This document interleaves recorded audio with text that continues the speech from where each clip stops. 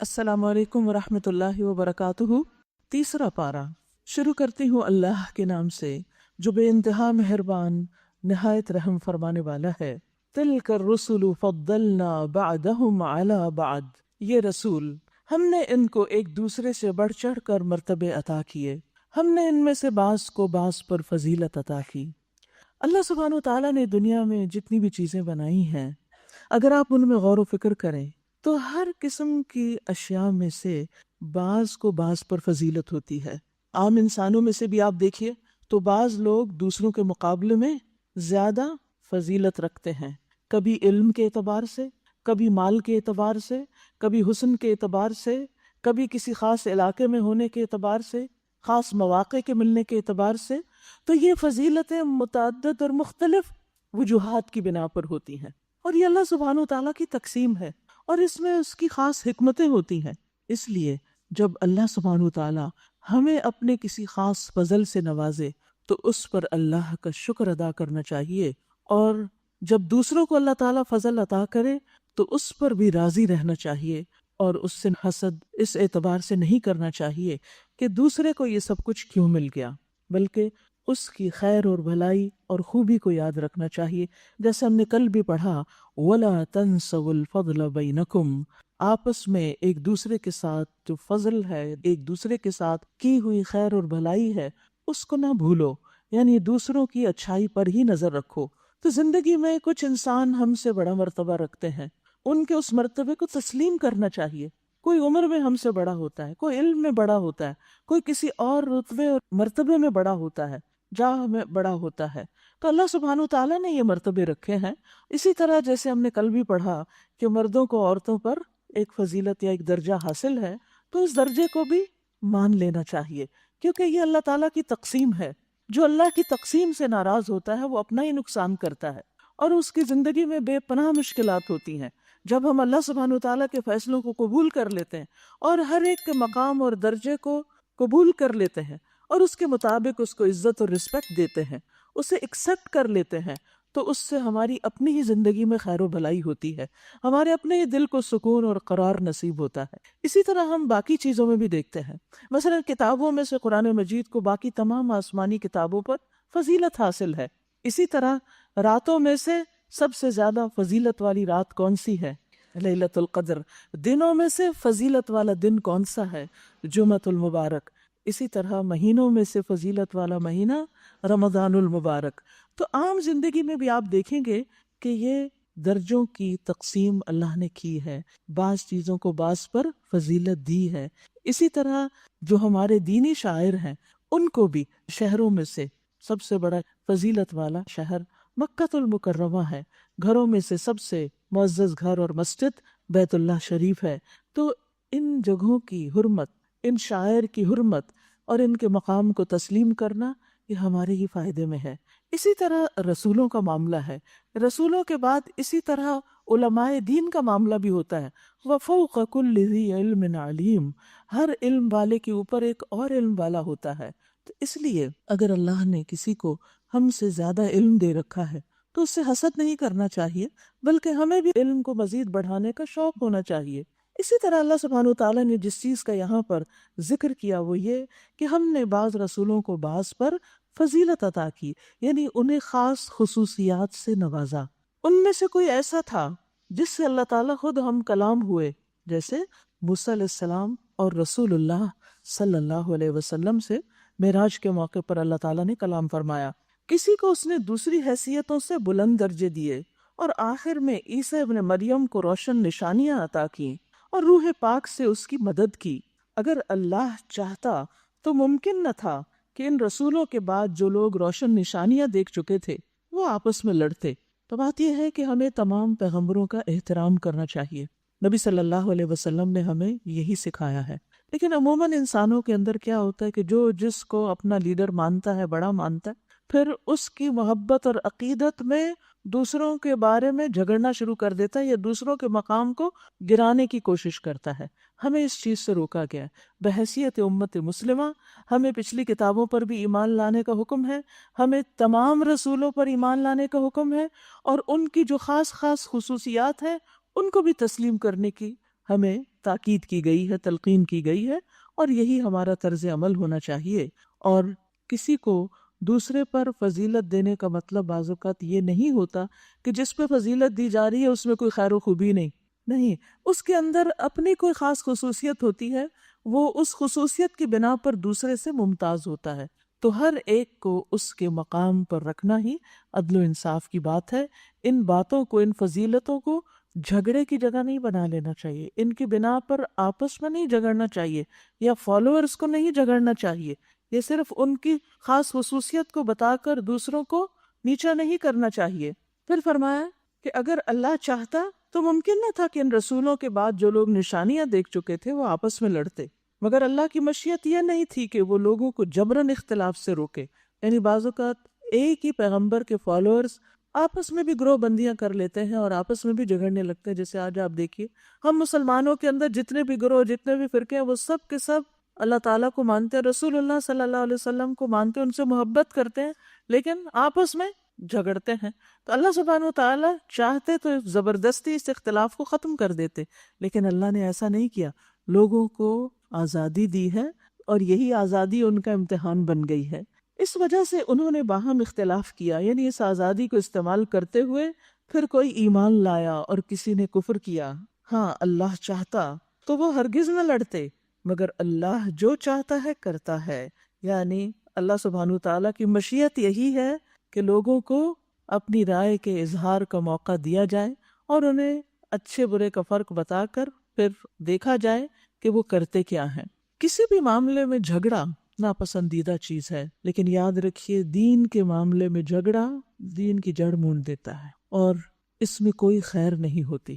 دینی معاملات میں بھی آپ دیکھیے، خصوصاً فقہی معاملات میں لوگوں کے درمیان اختلافات ہوتے ہیں، اور وہ نقطہ نظر کے فرق سے، بعض اوقات سمجھ کا لیول فرق ہوتا ہے اس بنا پر، لیکن اس کا یہ مطلب نہیں کہ اگر ہمیں ایک بات ایک طرح سے سمجھ آئی ہے اور دوسرے کو دوسری طرح سے، تو ہم اس کو گمراہ قرار دینے پہ تل جائیں، اور پھر اگر وہ ہماری رائے سے اتفاق نہ کرے تو ہم اس سے لڑنے جھگڑنے لگ جائیں اور اس کو برا بھلا کہنے لگے اور لوگوں کو اس سے روکنے لگے۔ اس سے انتشار پھیلتا ہے، امت کی وحدت پارا پارا ہوتی ہے۔ لہٰذا اگر آپ دین کی ایک بات کو ایک طریقے سے سمجھیں اور اس پر عمل کرنا چاہتے ہیں تو کریں، اپنے نقطہ نظر کی بنیاد دلیل پر رکھیں اور اپنی دلیل آپ دوسروں کو بھی بتائیں، لیکن اگر کوئی اس کو تسلیم نہیں کرتا تو اس کو اس کے حال پر چھوڑ دیں، اس کا معاملہ اللہ کے ساتھ ہے۔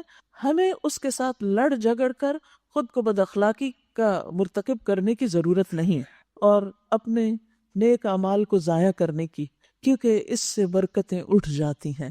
جب آپس کے اختلافات اور لڑائی جھگڑے اور نفرتیں اور بغض جہاں پر بھی پایا جاتا ہے، ہاں وہ دین کے نام پر ہی کیوں نہ ہو، وہاں سے پھر برکتیں اور رحمتیں ختم ہو جاتی ہیں، اور دین جس مقصد کے لیے آیا ہے وہ مقصد فوت ہو جاتا ہے۔ پھر فرمایا یا ایھا الذین آمنوا، اے لوگو جو ایمان لائے ہو، انفقوا مما رزقناکم من قبل ان یأتی یوم لا بیع فیہ ولا خلۃ ولا شفاعہ، اے لوگو جو ایمان لائے ہو، جو کچھ مال و متاع ہم نے تمہیں بخشا ہے، جو بھی رزق ہم نے تمہیں دیا ہے، اس میں سے خرچ کرو۔ پہلے پارے میں بھی ہمیں کیا کہا گیا تھا؟ وَمِمَّا رَزَقْنَاهُمْ يُنْفِقُونَ، کہ اس میں سے جو ہم نے انہیں رزق دیا وہ خرچ کرتے ہیں۔ یہاں پر ایمان والوں کو براہ راست خطاب کر کے کہا جا رہا ہے کہ خرچ کرو، صدقہ کرو، زکوٰۃ بھی اور صدقات بھی، خیرات بھی، جہاں جہاں جس جس چیز کی ضرورت ہو اور جس کا تقاضا ہو خرچ کرتے رہو۔ من قبل ان یأتی یوم، اس سے پہلے کہ وہ دن آ جائے۔ کون سا دن؟ قیامت کا دن۔ کیسا ہے وہ دن؟ لا بیع فیہ، جس میں کوئی تجارت نہ ہوگی، خرید و فروخت نہ ہوگی، ولا خلۃ، اور نہ ہی کوئی گہری دوستی، ولا شفاعۃ، اور نہ کسی کی سفارش کام آئے گی۔ یعنی دنیا میں جب انسان کسی مصیبت میں پڑتا ہے، کسی مصیبت کا شکار ہوتا ہے، تو پھر انسان کو یا تو اس کا مال کام آتا ہے، مال سے فائدہ پہنچتا ہے، جو اس نے تجارت کی ہوتی ہے اس سے جو اس کو فائدے حاصل ہوتے ہیں یا اس کے کانٹیکٹس ہوتے ہیں، وہ ساتھی دوست مل جل کر اس کو بچاتے ہیں۔ ولا خلۃ، لیکن وہاں تو ایسے ساتھی بھی کام نہ آئیں گے، کوئی دوستی کام نہ آئے گی۔ اور خلہ عام دوستی کو نہیں کہتے، خاص دوستی کو کہتے ہیں، خلیل سے ہے یہ۔ ولا شفاعۃ، اور نہ ہی کوئی سفارش کام آئے گی۔ کیونکہ دنیا میں جب انسان مشکل میں گرفتار ہوتا ہے تو پھر بڑوں کی سفارش کرواتا ہے، تو وہاں کوئی بڑا کسی کے کام نہیں آئے گا۔ وَالْكَافِرُونَ هُمُ الظَّالِمُونَ، اور انکار کرنے والے ہی دراصل ظالم ہیں۔ یہ نہیں کہا گیا جو ظالم ہے وہ کافر ہیں، فرمایا جو انکار کرنے والے ہوتے ہیں وہی ظلم کرتے ہیں۔ انکار کس چیز کا؟ کفر دو طرح کا ہوتا ہے، ایک کفر اکبر اور ایک کفر اصغر۔ کفر اکبر کیا ہے؟ اللہ کا انکار، رسولوں کا انکار، آخرت کا انکار، یعنی ایمانیات میں سے کسی چیز کا انکار انسان کو کفر اکبر تک پہنچا دیتا ہے، ملت اسلام سے خارج کر دیتا ہے۔ لیکن بعض اوقات یہ انکار اطاعت میں بھی ہوتا ہے کہ اللہ کی بات ماننے سے انکار۔ تو یاد رکھیے کہ جو کفر اکبر کا مرتکب ہوتا ہے وہ بھی اپنے اوپر ظلم کرتا ہے، کیونکہ اللہ ہی نے تو سب کچھ دیا، یہ زندگی اللہ نے دی، رزق وہ دے رہا ہے، ہر طرح کی نعمتیں اس نے دی، اور پھر انسان اسی کو ماننے سے انکار کر دے، اس کی عبادت سے انکار کر دے، بہت بڑا ظلم ہے۔ ظلم ہوتا ہے نا کسی کو اس کے حق سے محروم کرنا، تو یہ اللہ کا حق نہ دینا دراصل ظلم ہے، لیکن یہ ظلم انسان کے اپنے اوپر پلٹتا ہے۔ پھر اسی طرح یہ ہے کہ جب اللہ سبحانہ وتعالیٰ کسی کام کے کرنے کا حکم دے تو ہمارا فرض کیا بنتا ہے کہ وہ کام کر لے، اور جو اس سے انکار کرے، مثلاً اگر کوئی زکوٰۃ دینے سے انکار کرتا ہے تو وہ کس پر ظلم کرتا ہے؟ غریبوں پر بھی کرتا ہے، ان حقداروں پر بھی کرتا ہے کہ جن کا حق ہے زکوٰۃ، اور اس کے ساتھ ساتھ وہ اپنے آپ پر بھی ظلم کرتا ہے۔ وَالْكَافِرُونَ هُمُ الظَّالِمُونَ، اللہ کے احکامات سے انکار کرنے والے دراصل ظلم کرنے والے لوگ ہوتے ہیں، چاہے حقوق العباد میں کوئی کمی کر رہے ہوں یا حقوق اللہ میں کوئی کمی کر رہے ہوں، یہ دراصل ظلم ہی کی قسم ہے، اور انسان اپنے آپ ہی کو نقصان دیتا ہے۔ پھر اس کے بعد قرآن مجید کی سب سے عظیم آیت آ رہی ہے جس کو کہتے ہیں آیت الکرسی، کیونکہ اس میں کرسی کا لفظ آیا ہے۔ آیت الکرسی اللہ سبحانہ وتعالیٰ کا بہترین تعارف ہے۔ اللہ لا الہ الا هو الحی القیوم لا تأخذہ سنۃ ولا نوم لہ ما فی السماوات وما فی الارض من ذا الذی یشفع عنده الا بإذنہ يعلم ما بين أيديهم وما خلفهم ولا يحيطون بشيء من علمه إلا بما شاء وسع كرسيه السماوات والأرض ولا يؤوده حفظهما وهو العلي العظيم۔ بہت ہی خوبصورت آیت ہے۔ اللہ سبحانہ وتعالیٰ فرماتے ہیں اللہ نہیں کوئی الہ، نہیں کوئی معبود حقیقی مگر وہی، وہ زندہ ہے، وہ قائم رکھنے والا ہے، نہ وہ سوتا ہے نہ اسے اونگ لگتی ہے، زمین اور آسمانوں میں جو کچھ ہے اسی کا ہے، کون ہے جو اس کی جناب میں اس کی اجازت کے بغیر سفارش کر سکے؟ جو کچھ بندوں کے سامنے ہے اسے بھی وہ جانتا ہے، اور جو کچھ ان سے اوجھل ہے اس سے بھی واقف ہے، اور اس کی معلومات میں سے کوئی چیز ان کی گرفت ادراک میں نہیں آ سکتی، الا یہ کہ کسی چیز کا علم وہ خود ہی ان کو دینا چاہے۔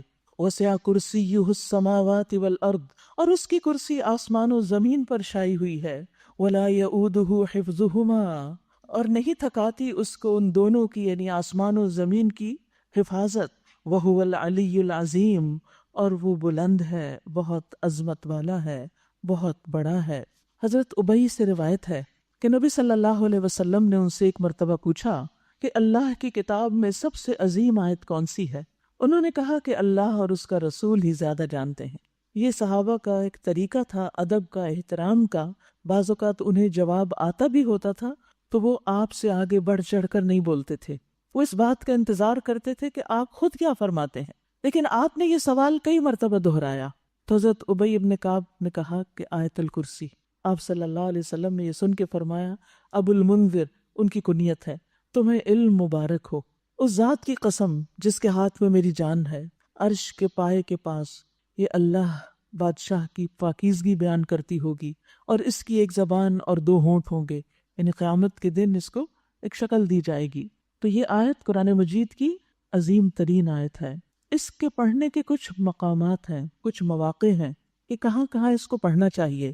سب سے پہلے ہر فرض نماز کے بعد جو ہی سلام پھیرے بات کیے بغیر آیت الکرسی پڑھیں۔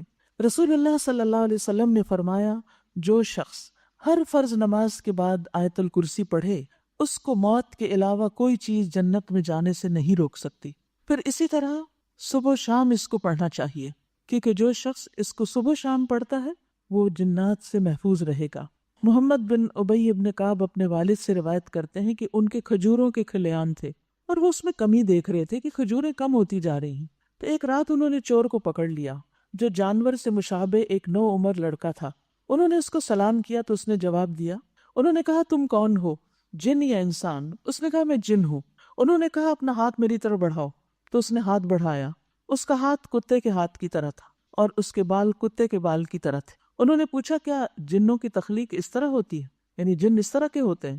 اس نے کہا جن یہ جانتے ہیں کہ جنوں میں مجھ سے زیادہ شدید اور کوئی نہیں، یعنی یہ نہیں کہا کہ سب جن اس طرح کے ہیں، بلکہ کہا کہ میں بہت شدید جن ہوں، یعنی اس کی تخلیق اس طرح کی ہے۔ انہوں نے کہا تم میرے پاس کیوں آئے ہو؟ اس نے کہا ہمیں خبر ملی ہے کہ تم صدقہ کرنا بہت پسند کرتے ہو، تو ہم تمہارے کھانے میں سے اپنا حصہ لینے آئے ہیں۔ انہوں نے کہا کیا چیز تم سے بچا سکتی ہے؟ اس نے کہا وہ آیت جو سورۃ البقرہ میں ہے، اللہ لا الہ الا هو الحی القیوم، جو کوئی اسے رات کو پڑھے گا وہ صبح تک ہم سے پناہ میں رہے گا، جنوں سے محفوظ رہے گا، اور جو صبح پڑھے گا وہ رات تک ہم سے پناہ میں رہے گا، یعنی جنات اس پر اثر نہیں کر سکتے۔ اس کی پابندی کرنا بہت ضروری ہے اور بچوں کو بھی اس کی پابندی سکھا دیں۔ پھر جب صبح کو انہوں نے اس بات کا ذکر نبی صلی اللہ علیہ وسلم سے کیا تو آپ نے فرمایا اس خبیث نے سچ کہا، یعنی بات اس کی درست ہے۔ اسی طرح رات کے وقت سوتے وقت آیت الکرسی لازم پڑھنی چاہیے۔ ابو ہریرہ کہتے ہیں کہ رسول اللہ صلی اللہ علیہ وسلم نے مجھے صدقہ فطر کی حفاظت کے لیے مقرر کیا، تو ایک آنے والا میرے پاس آیا اور دونوں ہاتھ بھر کے غلہ لینے لگا، تو میں نے اسے پکڑ لیا اور کہا کہ میں تجھے رسول اللہ صلی اللہ علیہ وسلم کے پاس لے چلوں گا۔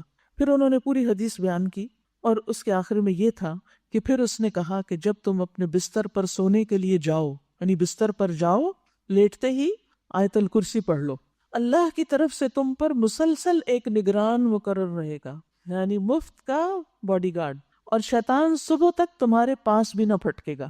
اس پر نبی صلی اللہ علیہ وسلم نے فرمایا ہے تو وہ جھوٹا مگر یہ بات اس نے سچ کہی ہے کہ بات ایسے ہی ہے۔ لہٰذا ہر فرض نماز کے بعد، صبح شام اور رات کو سوتے وقت، اور اس کے علاوہ جب آپ چاہیں پڑھیں، تو یہ آیت جو ہے اس کے پڑھنے کے فوائد بھی ہیں کہ یہ حفاظت کے لیے ہے۔ اس آیت کو آیت الکرسی کہا جاتا ہے۔ کرسی کیا ہے؟ ابن عباس کہتے ہیں کہ کرسی پاؤں کی جگہ ہے، یعنی فٹ سٹول، اور عرش کی اصل مقدار کا کوئی بھی اندازہ نہیں لگا سکتا کہ اللہ کا عرش کتنا بڑا ہے۔ ابو ذر کہتے ہیں کہ میں مسجد حرام میں داخل ہوا اور رسول اللہ صلی اللہ علیہ وسلم کو اکیلے دیکھ کر آپ کے پاس آ کر بیٹھ گیا۔ میں نے کہا یا رسول اللہ، آپ پر نازل ہونے والی کون سی آیت افضل ہے؟ آپ نے فرمایا آیت الکرسی۔ پھر فرمایا کہ کرسی کے مقابلے میں 7 آسمان اس طرح ہیں جیسے بیابان زمین میں کوئی چھلا پڑا ہو، چھوٹا سا رنگ ہو، بہت بڑے وسیع میدان میں ایک چھوٹا سا رنگ۔ تو کرسی کے مقابلے میں یہ 7 آسمان کیا ہے؟ چھوٹا سا رنگ۔ یعنی آپ دیکھیں نا گلیکسیز کی جو موومنٹ ہوتی ہے وہ یوں لگتا ہے جیسے ایک رنگ بن گیا ہو۔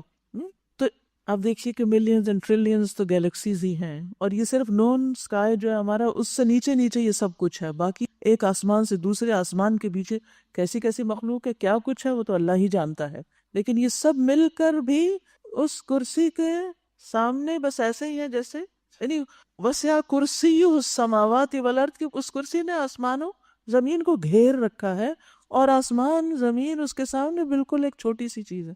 وہ کرسی کتنی بڑی ہوگی؟ اور پھر عرش کے مقابلے میں کرسی اسی طرح بہت چھوٹی ہے، تو وہ عرش کتنا بڑا ہوگا، اور اس عرش کا رب کتنا بڑا ہے، اس کی عظمت کا تو آپ اندازہ ہی نہیں کر سکتے۔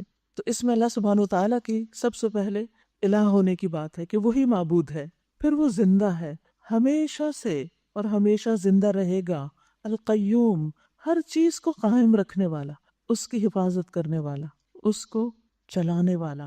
اس کو نیند نہیں آتی، وہ سوتا نہیں، نیند تو دور کی بات، اونگ بھی نہیں لگتی، وہ ہر چیز کا مالک ہے۔ سبحان اللہ، لہو ما فی السماوات و ما فی الارض، ہر چیز اس کے ہاتھ میں ہے، اس کے کنٹرول میں، اس کی ملکیت میں۔ لہٰذا آپ کو کچھ بھی چاہیے تو کس سے مانگے؟ جس کے پاس سارے خزانوں کی کنجیاں ہیں۔ لیکن ہم انسانوں سے امید زیادہ رکھتے ہیں اور اصل مالک کی طرف کم ہی رجوع کرتے ہیں۔ جب بھی اللہ سے کچھ مانگے تو یہ کہہ کے مانگے کہ اللہ آپ تو اس کے مالک ہیں، یہ تو آپ ہی کی چیز ہے، اور آپ جو چاہے کر بھی سکتے ہیں، تو میں آپ سے اس کا سوال کرتی، آپ کے لیے دینا کچھ مشکل نہیں، اور اصرار سے مانگے یہ نہیں کہ ہاں بس ایک خواہش ہے کچھ مانگ لے اور پھر اس کے بعد بس ایک آدھ دفعہ مانگ کے پھر بھول جائیں. نہیں، لہو ما فی السماوات و ما فی الارض، کوئی ایک چیز بھی اس کے اختیار سے، اس کی قدرت اور ملکیت سے باہر نہیں. من ذا الذی یشفع عنده الا باذنہ، اس کی جناب میں اس کی اجازت کے بغیر سفارش کون کر سکتا؟ کون ہے جو کر سکے؟ کسی کو دم مارنے کی اجازت نہیں، مگر جس کو وہ اجازت دے وہ سفارش کرے گا. تو سفارش برحق ہے لیکن ہر ایک کے لیے نہیں. اور اس کے علم کی وسعتیں کیا ہے؟ یعلم ما بین ایدیہم وما خلفہم، وہ جانتا ہے جو لوگوں کے سامنے ہے اور جو ان کے پیچھے. سامنے کیا ہے؟ یہ دنیا، اور پیچھے کیا ہے؟ آخرت. آخرت میں کس کا کیا ٹھکانہ ہے اللہ کو پتا ہے، یہ اس کے علم میں ہے. ہمیں نہیں پتا کہ ہمارے ساتھ کیا ہوگا اور ہم کہاں جائیں گے، لیکن اس کے علم میں ہے. اور باقی بھی تمام چیزوں کا علم، وَلَا يُحِيطُونَ بِشَيْءٍ مِّنْ عِلْمِهِ إِلَّا بِمَا شَاءَ، اور وہ اس کے علم کا احاطہ کر ہی نہیں سکتے مگر جو وہ چاہے. چھوٹی سی چھوٹی چیز کے بارے میں بھی کسی انسان کا، کسی مخلوق کا علم پرفیکٹ نہیں.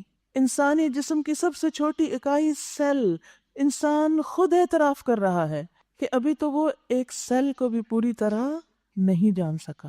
کہاں پوری باڈی کو جاننا کہ یہ کس طرح کام کرتی ہے. آج تک جتنی بھی ریسرچز ہو چکی ہیں، جتنا بھی انسان نے علم حاصل کیا ہے، وہ اللہ کے علم کے مقابلے میں بہت چھوٹا اور بہت کم ہے. بس انسان علم کی صرف اس حد تک جا سکتا ہے جہاں تک اللہ چاہتا ہے. تو علم بھی اللہ کے ہاتھ میں ہے، لہٰذا وہ بھی اسی سے مانگنا چاہیے، رب زدنی علما، کہ اللہ میرے علم کو زیادہ کر دے، کیونکہ علم اس کا ہے، علم وہ دیتا ہے. اور پھر وسع کرسیہ السماوات والارض، اس کی کرسی آسمان و زمین کو گھیرے ہوئے ہے. ولا یؤودہ حفظہما، اور آسمان و زمین کی حفاظت اس کو تھکاتی نہیں. وہو العلی العظیم، اور وہ بہت بلند ہے. العلی علو سے ہے، یعنی علو ذات بھی ہے، وہ عرش پر ہے، ساری مخلوقات سے اوپر. اور اس لیے یہ کہنا کہ اللہ تعالیٰ ہر چیز کے اندر ہے، یہ غلط ہے، کیونکہ اللہ اپنے عرش پر ہی ہے اور وہی مقام اس کو زیب دیتا ہے. العظیم، بہت عظمت والا ہے کہ اس سے زیادہ عظیم اور کوئی بھی نہیں. لہٰذا ہمارے دل میں اسی کی محبت اور اسی پر اعتماد اور یقین اور توکل اور اسی کی بڑائی ہونی چاہیے. جب کسی بھی چیز کی بڑائی دل میں آنے لگے تو فوراً سوچیں کہ سب سے بڑی عظمت تو اللہ کی ہے. پھر فرمایا لا اکراہ فی الدین، دین کے معاملے میں کوئی زور زبردستی نہیں. صحیح بات غلط خیالات سے الگ کر دی گئی ہے.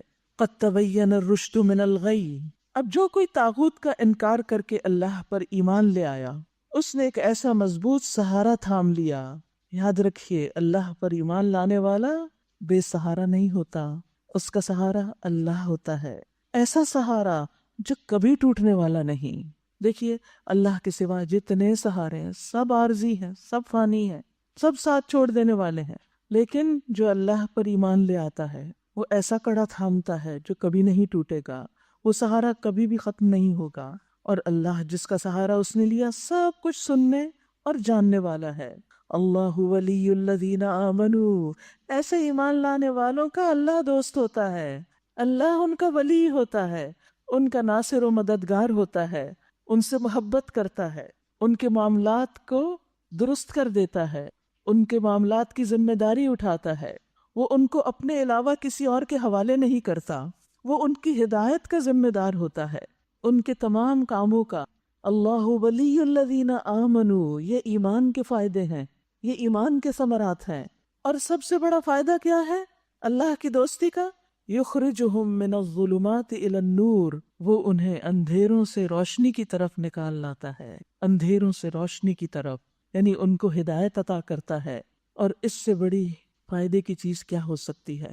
اندھیرے انسان کے لیے غم اور پریشانی کا باعث ہوتے ہیں، لیکن اللہ سبحانہ وتعالیٰ سے جو دوستی کر لیتا ہے اسے ہر معاملے میں رہنمائی مل جاتی ہے، اس کے لیے آسانی ہو جاتی ہے کہ مجھے کس طرف کو جانا ہے، اس کو روشنی نصیب ہو جاتی ہے. والذین کفروا اولیاؤہم الطاغوت، اور وہ لوگ جو کفر کی راہ اختیار کرتے ہیں ان کے حامی و مددگار طاغوت ہیں. وہ طاغوت انہیں روشنی سے تاریکیوں کی طرف کھینچ لے جاتے ہیں، یہ آگ میں جانے والے ہیں. اولئک اصحاب النار ہم فیہا خالدون، تو یہ اندھیروں میں رہنے والے، ان کا انجام کیا ہوگا؟ یہ آگ کے ساتھی ہیں جہاں وہ ہمیشہ رہیں گے۔ پھر اس کے بعد اللہ سبحانہ وتعالیٰ کچھ مثالوں سے یہ بات سمجھاتے ہیں کہ اللہ اپنے دوستوں کو کیسے ہدایت دیتا ہے، اور جو لوگ اندھیروں میں ہوتے ہیں وہ کس طرح ہدایت سے محروم رہتے ہیں۔ تو پہلی مثال، الم تر الی الذی حاج ابراہیم فی ربہ، کیا تم نے اس شخص کے حال پر غور نہیں کیا جس نے ابراہیم سے جھگڑا کیا؟ جھگڑا اس بات پر کہ ابراہیم کا رب کون ہے، اور اس بنا پر کہ اس شخص کو اللہ نے حکومت دے رکھی تھی۔ نمرود کی طرف اشارہ ہے جس نے ابراہیم علیہ السلام سے مناظرہ کیا۔ جب ابراہیم علیہ السلام نے کہا کہ میرا رب وہ ہے جس کے اختیار میں زندگی اور موت ہے، تو اس نے جواب دیا زندگی اور موت میرے اختیار میں ہے۔ یعنی نمرود اپنے آپ کو کیا سمجھتا تھا؟ خدا سمجھتا تھا، اور سمجھتا تھا کہ ہر چیز کا مالک میں ہوں۔ ابراہیم علیہ السلام نے مزید بحث نہیں کی، انہوں نے بات کا رخ پھیر دیا، کہا اچھا اللہ سورج کو مشرق سے نکالتا ہے تو ذرا اسے مغرب سے نکال لا، یعنی اگر تم سمجھتے ہو کہ سارے اختیارات تمہارے ہاتھ میں ہیں تو پھر ذرا یہ تبدیلی کر کے دکھاؤ۔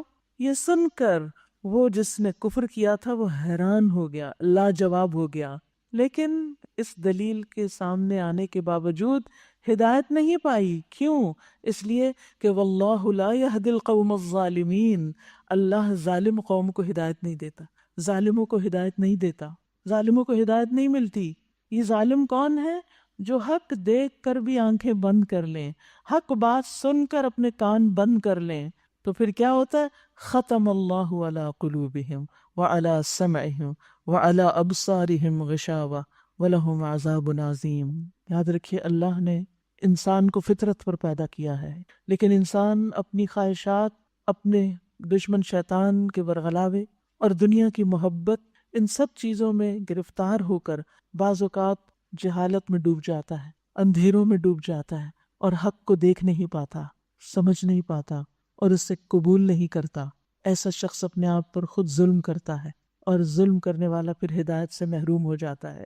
دوسری مثال، او کالذی مر علی قریۃ، یا پھر مثال کے طور پر اس شخص کو دیکھو جس کا گزر ایک ایسی بستی پر ہوا جو اپنی چھتوں پر اوندھی گری پڑی تھی۔ اس نے کہا یہ آبادی جو ہلاک ہو چکی ہے، اسے اللہ کس طرح دوبارہ زندگی بخشے گا؟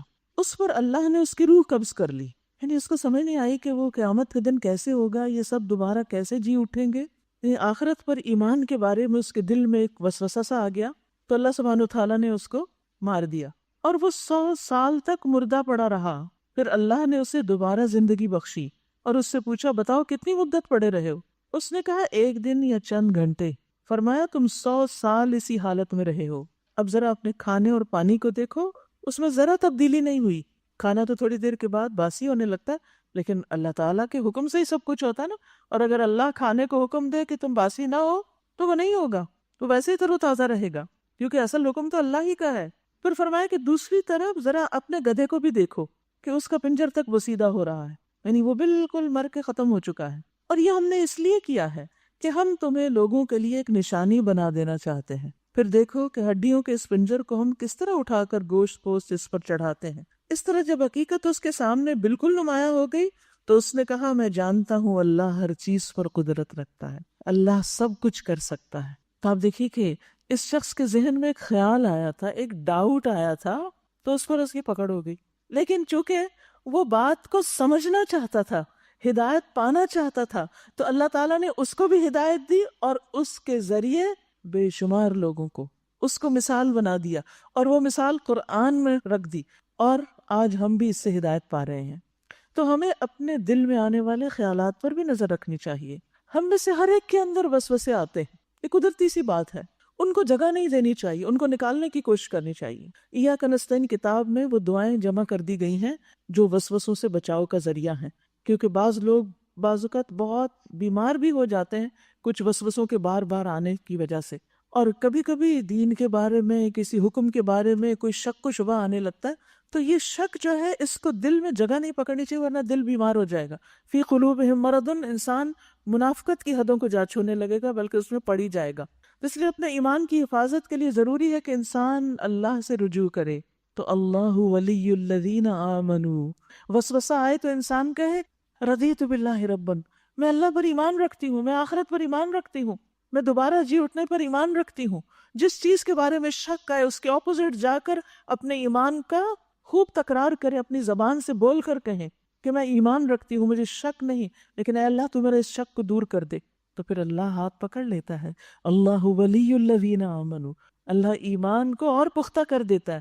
وسوسوں کے بعد جو ایمان ملتا ہے وہ کہیں زیادہ پختہ ہوتا ہے، وہ پھر بہترین یقین کے ساتھ انسان کو نصیب ہوتا ہے. نمرود کو ہدایت نہیں ملی لیکن اس شخص کو ہدایت مل گئی.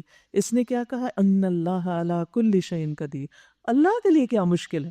یاد رکھیے بہت سے وسوسے ہمارے کس قسم کے ہوتے ہیں، یہ کیسے ہو سکتا ہے، وہ کیسے ہو سکتا ہے. صرف ہم نہیں، بچے بھی یہی پوچھتے ہیں، اور بعض اوقات انہی باتوں سے بحثیں شروع ہو جاتی ہیں. کیا اللہ تعالیٰ کوئی ایسی چیز بنا سکتا ہے جس کو وہ خود بھی نہ اٹھا سکے؟ نعوذ باللہ. اس قسم کی باتیں اور سوال کرنے لگتے ہیں لوگ. ان اللہ علی کل شیء قدیر، اس کا بس یہی جواب ہے، اللہ ہر چیز پہ قادر ہے، اللہ سب کچھ کر سکتا ہے. وَإِذْ قَالَ إِبْرَاهِيمُ رَبِّ أَرِنِي كَيْفَ تُحْيِي الْمَوْتَى. ایک اور درجہ آگے ابراہیم جو اللہ کے دوست ہیں وہ بھی اپنے رب سے ایک سوال کرتے ہیں، كَيْفَ تُحْيِي الْمَوْتَى، آپ مردوں کو زندہ کیسے کریں گے؟ اللہ تعالیٰ فرماتے قَالَ أَوَلَمْ تُؤْمِنْ، ابراہیم تمہیں ایمان نہیں، یقین نہیں؟ قَالَ بَلَىٰ، کہا بالکل ہے، وَلَٰكِن لِيَطْمَئِنَّ قَلْبِي، لیکن اس لیے سوال کر رہا ہوں کہ میرا دل مطمئن ہو جائے. تو یاد رکھیے سوال کی نوعیت میں فرق ہوتا ہے، ایک ہی سوال ہوتا ہے، نیت کے فرق سے، مقصد کے فرق سے بات مختلف ہو جاتی ہے. ایک شخص وہی سوال اعتراض کے انداز میں کرتا ہے، انکار کے طور پہ کرتا ہے، سوال ہوتا ہے مطلوب انکار ہوتا ہے، اور ایک شخص اطمینان قلب کے لیے کرتا ہے. تو جو شخص اطمینان قلب کے لیے کرتا ہے اللہ اس کو جواب دیتا ہے. آج اللہ تعالیٰ ہم سے ڈائریکٹ تو بات نہیں کرتا، لیکن یہ کتاب پڑھیں تو ہمیں بہت سے سوالوں کے جواب ملتے چلے جاتے ہیں. اور یہ بھی ایمان کے ساتھ ہے، جتنا ایمان مضبوط ہوگا اتنی اللہ کی ولایت نصیب ہوگی، دوستی نصیب ہوگی، اللہ کی مدد حاصل ہوگی، اور ان سوالوں سے اور ان وسوسوں سے اور ان باتوں سے انسان اوپر اٹھ جائے گا. اور یہاں سے یہ بھی پتہ چلتا ہے کہ دین کے معاملے میں اطمینان قلب بھی ضروری ہے.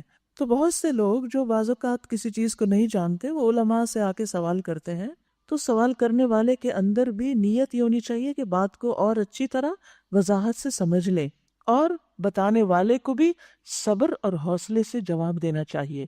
قرآن مجید میں اللہ تعالیٰ نے نبی صلی اللہ علیہ وسلم کو حکم دیا وَأَمَّا السَّائِلَ فَلَا تَنْهَرْ، سوالی کو جھڑکے نہیں، ڈانٹے نہیں، اس سے ناراض نہیں ہو.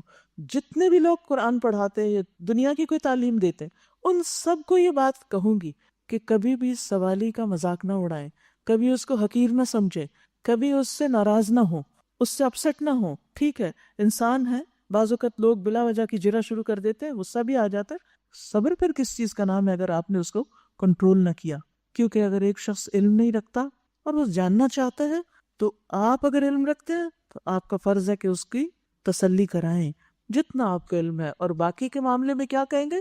واللہ اعلم بالصواب، واللہ اعلم، اللہ کو زیادہ پتا ہے، مجھے تو بس اتنا ہی پتا ہے. اور اگر نہیں پتا تو کھلے دل سے کیا کہیں گے؟ لا ادری، مجھے تو نہیں پتا، میں نہیں جانتا. تو اللہ سبحانہ وتعالیٰ نے ان کے اطمینان کے لیے کیا کیا؟ قال فخذ اربعۃ من الطیر، فرمایا تم 4 پرندے لے لو اور ان کو اپنے سے مانوس کر لو، پھر ان کا ایک ایک جز ایک ایک پہاڑ پر رکھ دو، یعنی ان کو ذبح کرو، ان کا گوشت مکس کر کے الگ الگ پہاڑوں کی چوٹیوں پہ رکھو، پھر ان کو پکارو، وہ تیرے پاس دوڑے چلے آئیں گے. خوب جان لو وَعْلَمْ أَنَّ اللَّهَ عَزِيزٌ حَكِيمٌ، جان لو کہ اللہ زبردست ہے، غالب ہے، حکمت والا ہے، وہ سب کچھ کر سکتا ہے، اس کے لیے کچھ بھی مشکل نہیں. اور یہ بھی یاد رکھیے کہ پیغمبروں کا معاملہ عام انسانوں سے مختلف بھی ہوتا ہے. ان کو اللہ سبحانہ وتعالیٰ کچھ چیزوں کا براہ راست مشاہدہ کرواتے ہیں تاکہ ان کے علم یقینی میں خوب پختگی آ جائے، کیونکہ وہ لوگوں کو ہدایت دینے والے ہو. جو شخص کسی کی رہنمائی کر رہا ہو اگر وہ خود ڈاؤٹ فل ہو تو وہ کیسی رہنمائی کرے گا؟ مثلاً آپ جا رہے ہیں کسی سڑک پر اور کوئی آپ سے راستہ پوچھتا ہے کہ مارکیٹ کا راستہ کون سا ہے، اور آپ کو خود بھی نہیں پتا اور آپ بتانے کھڑے ہو جائیں گے تو کیا ہوگا؟ اس کو بھٹکا دیں گے. تو اسی لیے کہنا چاہیے لا ادری، مجھے معلوم نہیں. یہ نہیں سوچنا چاہیے کہ یہ کیا کہے گا، اس کو یہ بھی نہیں پتا. کوئی بات نہیں، وہ کہہ کے سوچ کے چلا جائے گا، تھوڑی دیر کے بعد بھول جائے گا. لیکن ہم کسی جھوٹ کا ارتکاب تو نہیں کریں گے، کوئی غلط بیانی تو نہیں کریں گے. اور ہمارے دل پہ کوئی بوجھ تو نہیں رہ جائے گا. جب ہم کوئی غلط بات کسی سے کرتے ہیں تو یاد رکھیے جھوٹی بات کا بوجھ لازماً دل پہ پڑتا ہے. سیاہ نکتہ لگتا ہے, آپ اس سے بچ نہیں سکتے, وہ دل بوجھل ہوتا ہے. چاہے عام گفتگو میں آپ غلط بیانی کر جائیں, مبالغہ آرائی کریں, اس کے بعد دل خوش نہیں ہو سکتا. اور جس کا دل جتنا چمکتا ہے اس کو اس سیاہ نکتے کا اتنا ہی زیادہ احساس ہوتا ہے, وہ اور زیادہ کلیئرلی نظر آ رہا ہوتا ہے, حتیٰ کہ توبہ کر کر کے وہ اللہ سے درخواست کرتا ہے کہ اس کو مٹا دے اور دل پھر سے پورا روشن ہو جائے. تو بہرحال ان 3 واقعات سے پتہ چلتا ہے کہ اللہ کس کو ہدایت دیتا ہے اور کس کو ہدایت نہیں دیتا. بہت سے لوگ کہتے ہیں نا اللہ چاہے تو ہمیں بھی ہدایت مل جائے, وہی نہیں چاہتا, چاہتے ہم خود نہیں, اور الزام نعوذ باللہ اللہ سبحانہ تعالیٰ پہ رکھ دیتے ہیں. کسی بھی معاملے میں دین کے کسی بھی حکم کے بارے میں اگر سمجھ میں نہیں آتی بات تو اللہ سے دعا کریں, سمجھنے کی کوشش کریں, سنجیدگی سے سوال کریں, ریسرچ کریں, ایک دم اس کا انکار نہیں کریں, بحث میں نہیں پڑیں. اللہ سبحانہ تعالیٰ راستے واضح کر دے گا اور اپنی رضا سے نوازے گا. دنیا میں بھی اطمینان قلب نصیب ہوگا. ابراہیم علیہ السلام نے کیا چاہا تھا؟ اطمینان قلب. دین کا علم, سوالوں کے صحیح جوابوں کا مل جانا انسان کے اطمینان قلب میں اضافہ کرتا ہے. لہٰذا اس علم کا حریص ہونا چاہیے انسان کو. پھر آگے کی کچھ آیات اب مال خرچ کرنے کے بارے میں ہیں. پارے کے شروع میں انفاق کی بات ہوئی, اب اس کو مزید واضح کیا جا رہا ہے. مثل الذین ينفقون اموالهم فی سبیل اللہ, جو لوگ اپنے مال اللہ کی راہ میں خرچ کرتے ہیں ان کے خرچ کی مثال ایسی ہے جیسے ایک دانہ بویا جائے اور اس سے 7 بالیاں نکلیں اور ہر بالی میں 100 دانے ہوں, تو ایک دانہ کتنا ہو گیا؟ ملٹیپلائی بائی 700, 700 بن گیا. ان لوگوں کی مثال جو اللہ کی راہ میں مال خرچ کرتے ہیں. فی سبیل اللہ, فی سبیل اللہ کیا ہوتا ہے؟ دین کے راستے میں خرچ کرنا, اللہ کے دین کو ترقی دینے کے لیے, اس کو آگے بڑھانے کے لیے. تو ایسا شخص جو اللہ کے راستے میں مال خرچ کرتا ہے اس کو 1 کا 10 گنا نہیں 700 گنا تک اجر ملتا ہے, اور یہ اس سے بھی زیادہ ہو سکتا ہے. اور اللہ جس کو چاہتا ہے, یعنی جس کے عمل کو چاہتا ہے, اور بڑھا دیتا ہے, اس کے اجر و ثواب کو اور بڑھا دیتا ہے. واللہ یضاعف لمن یشاء. اور یہ کس طرح بڑھتا ہے؟ ہم سب چاہتے ہیں کہ کہیں بھی ہم مال انویسٹ کریں تو ہمیں زیادہ سے زیادہ پروفٹ ملے. دنیاوی اعتبار سے ہم یہی چاہتے ہیں نا, آخرت کے اعتبار سے بھی یہی ہماری سوچ ہونی چاہیے کہ ہم نے خرچ تو کیا ہے, ہم اللہ سے زیادہ بڑا اجر چاہتے ہیں. اور زیادہ بڑا اجر کیسے ملتا ہے؟ خرچ کرنے والے کے حال پر مبنی ہوتا ہے, اس کے اخلاص اور اس کے صدقہ کرنے کے مطابق, اس کی مقدار کے بھی مطابق. زیادہ کرو گے تو زیادہ اجر ملے گا, اخلاص زیادہ ہوگا تو اجر زیادہ ملے گا. پھر اسی طرح مال کس طرح کا آپ خرچ کر رہے ہیں, اگر وہ حلال ہے تو زیادہ اجر ملے گا, مشکوک ہے تو جتنا حلال کا ہوگا اس کا اجر ملے گا, باقی ریجیکٹ کر دیا جائے گا. حرام ہے تو فائدے کی بجائے الٹا گناہ بھی ہو سکتا ہے. اور پھر موقع محل کے مطابق کہ کہاں کس چیز کی کتنی ضرورت ہے. مثلاً ایک شخص بھوکا ہے اور آپ اسے کہتے ہیں یہ کپڑا لے لو مجھ سے, ٹھیک ہے, آپ اس کو ایک جوڑا دے رہے ہیں, اس کا بھی ثواب ملے گا, لیکن اگر آپ اس وقت اس کو کھانا کھلاتے تو کہیں زیادہ اجر و ثواب پاتے. پھر آپ دیکھیے کہ ایک عام لوگوں کو کھانا کھلانا ہے اور ایک شدید بھوکے انسان کو کھانا کھلانا ہے.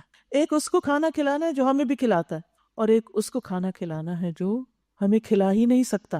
پھر اسی طرح ایک ہے اپنی جان پہچان والے کو دینا, اس کو دینا جس کو ہم پسند کرتے ہیں, اور ایک اس کو دینا جس کو ہم ناپسند کرتے ہیں, صرف اللہ کی خاطر دینا, اور اس کو دینا جس کو ہم جانتے ہی نہیں. ایک عام بھوکے کو دینا اور ایک اس شخص کو جو قحط زدہ ہے. تو ان سب مواقع کے فرق سے اجر و ثواب میں بھی فرق آ جاتا ہے, اور یہ سب اللہ کے اختیار میں ہے. واللہ یضاعف لمن یشاء. یاد رکھیے غزوہ تبوک کے موقع پر ایک مٹھی خرچ کرنے والا کھجوروں کی اللہ کی راہ میں دینے والا اس سارے مال دینے والوں سے آگے نکل گیا جن کے پاس بہت کچھ تھا, اور انہوں نے دیا, اس کے پاس بس اتنا ہی تھا.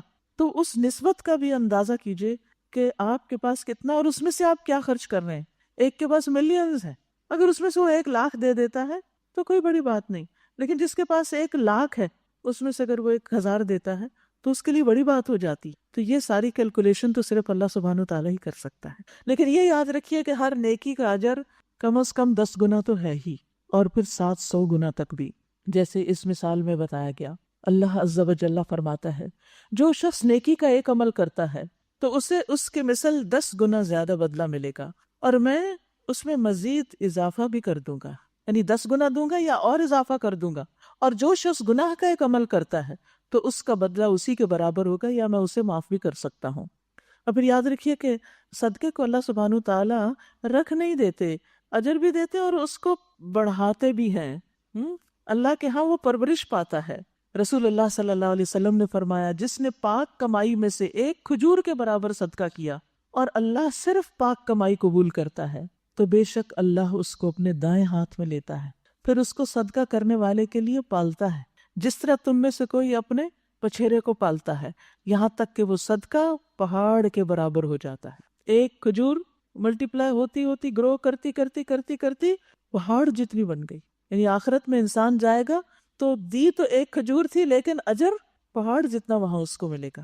لہٰذا ہمیں اللہ سے سودا کرنا چاہیے، اخلاص کے ساتھ اللہ کی خاطر اپنا مال خرچ کرنا چاہیے۔ پھر آپ دیکھیے کہ ہم اپنی ذاتی ضروریات میں بھی خرچ کرتے ہیں، اور کبھی اس طرح بھی خرچ کرتے ہیں کہ ہمیں کوئی مصیبت آئی ہوتی ہے تو اس کو ٹالنے کے لیے، یا اپنی پروٹیکشن کے لیے خرچ کرتے ہیں۔ یہ سب بھی اچھی بات ہے، ضرور کرنا چاہیے، لیکن دین کے لیے خرچ کرنا۔ اب مثال کے طور پر آپ دیکھیے کہ جنہوں نے یہ بلڈنگ بنائی، جنہوں نے اس جگہ کو خریدا اور اس میں حصہ ڈالا، مجھے یاد ہے کہ اس وقت ایک ایک مسلح کی قیمت ہم نے بانٹی تھی، نماز پڑھنے کی جگہ کی قیمت 25,000 تقریباً بنتی تھی، اور کچھ لوگوں نے اکیلے اکیلے اور کچھ نے مل کر وہ سب خریدی، تو الحمدللہ وہ جگہ آ گئی، حالانکہ بہت مہنگی جگہ تھی۔ پھر اس کے بعد تعمیر کا مرحلہ آیا تو لوگوں نے اپنے زیورات ڈالے، کسی نے کچھ ڈالا، کسی نے کچھ، اور الحمدللہ اللہ نے ان سب کا دیا قبول کیا، تو آج ہم اس چھت کے نیچے بیٹھ کر اس زمین پر جو کسی نہ کسی کے حصے کی ہے نا، اس نے خریدی ہوئی ہے،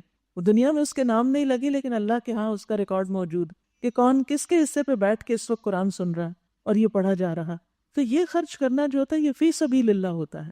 تو ہم اپنی زندگی میں بھی اور مرنے کے بعد بھی فی سبیل اللہ کچھ نہ کچھ وقف کرنے اور وصیت کرنے کا ضرور اہتمام کریں۔ زندگی کا تو کچھ پتہ نہیں، اپنا کچھ زیور یا کوئی پراپرٹی کا حصہ یا کوئی چیز کہ یہ ہم اللہ کے راستے میں، نیکی کے کاموں میں، صدقہ جاریہ کے کاموں میں وقف کرتے ہیں، تاکہ ہم مر بھی جائیں، دنیا سے چلے بھی جائیں تو اجر کا سلسلہ جاری رہے اور وہ گرو ہوتا رہے، کیونکہ اللہ کے ہاں تو گرو ہوتا ہے جب اخلاص کے ساتھ دیا جاتا ہے۔ فرمایا ثم لا يتبعون ما انفقوا منا ولا اذى، پھر یہ لوگ اپنے مال اللہ کی راہ میں خرچ کرتے اور خرچ کر کے احسان نہیں جتاتے اور نہ دکھ دیتے ہیں، یعنی باتیں نہیں بناتے اس پر، ان کا اجر ان کے رب کے پاس ہے اور ان کے لیے کسی رنج اور خوف کا موقع نہیں۔ ایسے لوگ رنج اور غم سے آزاد ہو جائیں گے۔ پھر اگر انسان خرچ کر کے دوسرے کو جتاتا رہتا ہے، ذلیل کرتا ہے، تو اس سے بہتر ہے کہ نہ کرے۔ فرمایا ایک میٹھا بول اور کسی ناگوار بات پر ذرا سی چشم پوشی اس خیرات سے بہتر ہے جس کے پیچھے دکھ ہو، یعنی دے کے آپ لوگوں کو ذلیل کریں اور تنگ کریں۔ اللہ بے نیاز ہے اور بردباری اس کی صفت ہے، یعنی اللہ کو تمہارے صدقات نہیں چاہیے۔ اے ایمان لانے والو، اپنے صدقات کو احسان جتا کر اور دکھ دے کر اس شخص کی طرح خاک میں نہ ملا دو جو اپنا مال محض لوگوں کے دکھانے کو خرچ کرتا ہے اور نہ اللہ پر ایمان رکھتا ہے اور نہ آخرت پر۔ یعنی کچھ لوگ صرف وہاں دیتے ہیں جہاں ان کی شہرت ہو، جہاں ان کا نام کسی تختی پر لکھا جائے، جہاں وہ لوگوں کو بتا سکیں کہ ہم نے یہاں اتنا اور اتنا خرچ کیا ہے۔ تو دکھاوا کرنا جو ہے وہ اجر کو برباد کر دیتا ہے۔ اس کے خرچ کی مثال ایسی ہے جیسے ایک چٹان تھی جس پر مٹی کی تہ جمی ہوئی تھی، اس پر جب زور کی بارش برسی تو ساری مٹی بہہ گئی اور صاف چٹان کی چٹان رہ گئی۔ یعنی جو وقتی طور پر اس کو ایک ایکسائٹمنٹ ہوئی تھی یا وقتی طور پر کسی کو اس مال سے فائدہ ہوا تھا، بس وہ اتنی ہی دیر کی بات تھی، اس کے نتیجے میں وہ گرو نہیں کیا۔ اس کا یہ خرچ کرنا اس کو آخرت میں کچھ بھی فائدہ نہیں دے گا، وہ دنیا میں ہی دھل کے صاف ہو گیا۔ ایسے لوگ اپنے نزدیک خیرات کر کے جو نیکی کماتے ہیں اس سے کچھ بھی ان کے ہاتھ نہیں آتا، اور اللہ کافروں کو سیدھی راہ نہیں دکھاتا۔ واللہ لا يهدي القوم الكافرین ومثل الذین ينفقون اموالهم ابتغاء مرضات اللہ، بخلاف اس کے جو لوگ اپنے مال محض اللہ کی رضا جوئی کے لیے دل کے پورے ثبات اور قرار کے ساتھ خرچ کرتے، انہیں کوئی شک نہیں ہوتا اور دل میں کوئی پشیمانی نہیں ہوتی خرچ کر کے، بلکہ خوشی خوشی خرچ کرتے ہیں، ان کے خرچ کی مثال ایسی ہے جیسے کسی بلند زمین پر سطح مرتفع پر ایک باغ ہو، اگر زور کی بارش ہو جائے تو دگنا پھل لائے، اور اگر زور کی بارش نہ بھی ہو تو ایک ہلکی پھوار ہی اس کے لیے کافی ہو جائے۔ تم جو کچھ کرتے ہو سب اللہ کی نظر میں ہے، اللہ دیکھ رہا ہے۔ تو یہاں بتا دیا گیا فرق دو لوگوں کا، جو دکھاوے کے لیے مال خرچ کرتا ہے اس کا انجام کیا ہے، اور وہ جو دل کے قرار کے ساتھ اخلاص کے ساتھ خرچ کرتا ہے اس کا انجام کیا ہے۔ اس کی چھوٹی سی کوشش بھی بہت بڑا نتیجہ پیدا کرے گی، بہت بڑے اجر و ثواب کا باعث ہوگی۔ تو یاد رکھیے، خواہ زکوٰۃ ہو، خواہ صدقات اور خیرات ہوں، دل کی خوشی کے ساتھ دیں، کیونکہ ابتغاء مرضات اللہ کیا ہے کہ جب وہ دیتے ہیں تو انہیں ایک تسکین ہوتی کہ میرے رب خوش ہوگا اس سے، انہیں اللہ کے وعدوں پہ یقین ہوتا ہے، ان کو یہ یقین ہوتا ہے کہ جو مال وہ دے رہے ہیں اللہ تعالیٰ انہیں اس سے کہیں زیادہ بہتر لوٹائے گا، دنیا میں بھی اس کا فائدہ ہوگا اور آخرت میں بھی ہوگا۔ اور پھر یہ یقین ان کو بہتر سے بہتر طریقے پر خرچ کرنے میں مدد دیتا ہے۔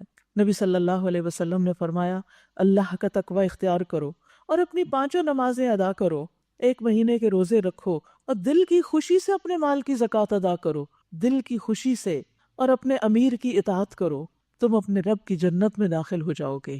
تو یہاں پر خاص طور پر زکوٰۃ کی ادائیگی میں دل کی خوشی کی بات کی گئی کہ اطمینان سے دو۔ آپ نے فرمایا جس نے یہ 3 کام سر انجام دیے وہ ایمان کا مزہ چکھ لے گا، اس کو ایمان کی حلاوت اور سویٹنس محسوس ہوگی، اس کے دل میں ایک خاص خوشی ہوگی۔ نمبر 1، جس نے ایک اللہ کی عبادت کی، اکیلے اسی کی، اور بے شک اللہ کے سوا کوئی الہ نہیں۔ نمبر 2، اس نے اپنے دل کی خوشی کے ساتھ وہ زکوٰۃ ادا کی جو ہر سال اس پہ فرض ہوتی، یعنی اس کو پریشانی نہیں لاحق ہوگی، اوہ پھر زکوٰۃ آ گئی، اب پھر مجھے اپنا زیور بیچنا ہوگا، اب میں کہاں سے پیسے لاؤں، یہ سال گزرتے تو پتہ ہی نہیں چلتا۔ اس طرح کی باتیں نہیں، شکر کریں، اللہ نے آپ کو دیا ہے، آپ دینے والوں میں سے ہیں، اللہ آپ کے ہاتھوں دلوا، آپ کے مال میں حق رکھا دوسروں کا، دوسروں سے آپ کو نہیں دلوایا، آپ کے ہاتھوں دلوایا دوسروں کو۔ تو اس لیے جو شخص خوشی سے زکوٰۃ دے گا اس کو ایمان کی حلاوت نصیب ہوگی۔ نمبر 3، نیز زکوٰۃ میں بہت بوڑھا، بیمار، مریض اور گھٹیا جانور نہ دیا، لیکن اپنے مال سے معتدل اور متوسط چیز دی، کیونکہ اللہ نے تم سے نہ بہت بہتر چیز کا مطالبہ کیا اور نہ تمہیں گھٹیا چیز دینے کا حکم دیا۔ یعنی جب انسان زکوٰۃ کا مال نکالے تو اس میں معتدل سی متوسط درجے کی چیز دے سکتا ہے۔ اور یہ بھی یاد رکھیے کہ جب انسان خرچ کرتا ہے تو فرشتے اس کے لیے دعا کرتے ہیں، ہر روز صبح 2 فرشتے اترتے ہیں، ایک کہتا ہے اللہ خرچ کرنے والے کو اس کا بدلہ دے، اور دوسرا کہتا ہے اللہ روک رکھنے والے کا مال ضائع کر دے۔ اور ضائع کس طرح ہوتا ہے؟ ایسا نہیں کہ ضروری ہے کہ چوری ہو جائے، بعض اوقات یہ بھی نہیں ہوتا کہ بظاہر آپ کو کہیں اس کا نقصان نظر آئے۔ ضائع ہونے کی بھی کئی قسمیں ہیں۔ ایک ضائع ہونا یہ ہوتا ہے کہ آپ اس کو اپنے اوپر نہیں لگا سکتے، کسی فائدے کی جگہ پہ نہیں لگا سکتے، چھوڑ کے مر جاتے ہیں اور بچے ان کو غلط سلط جگہوں پر اڑاتے ہیں۔ یعنی چوری ہونا، ضائع ہونا، ٹوٹ پھوٹ جانا، یہ تو ضائع ہونا ہی ہے، یہ تو سامنے نظر آنے والی چیز۔ اور ضائع ہونے کی ایک قسم کیا ہے کہ وہ اسراف میں جاتا ہے، فضول چیزوں پر خرچ ہوتا ہے، جس پر خرچ کرنے سے اللہ ناراض ہوتا ہے، ثواب کوئی نہیں ہوتا، الٹا اللہ ناراض ہوتا ہے۔ ایسا کرنے والے شیطان کے بھائی ہوتے ہیں۔ اور پھر اور ضائع ہونا کیا ہے؟ بیکار چیزوں کو خرید کے گھر بھرنا، جن سے کوئی اجر و ثواب نہیں، جو الٹا ہمارے لیے وبال جان ہے۔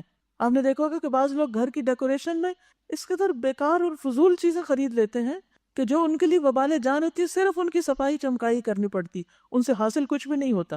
یہ مال اگر کسی اسکول میں لگتا تو وہ بچے پڑھتے جو اسکول سے باہر گلیوں میں پھر رہے ہیں، یہ مال لگتا کسی جگہ سڑک بنانے میں، یہ مال لگتا کسی غریب کی فیس دینے میں، یہ مال لگتا کسی دینی ادارے کو بنانے میں، یہ لگا اس فرنیچر پر جس پہ سو کر نیند بھی نہیں آتی، ہم نے کہاں مال ضائع کر دیا۔ تو بیکار، فضول، غیر ضروری چیزوں کا خریدنا یہ بھی مال ضائع کرنا ہے۔ تو جب انسان نیکی کے راستے میں خرچ نہیں کرتا تو کیا ہوتا ہے؟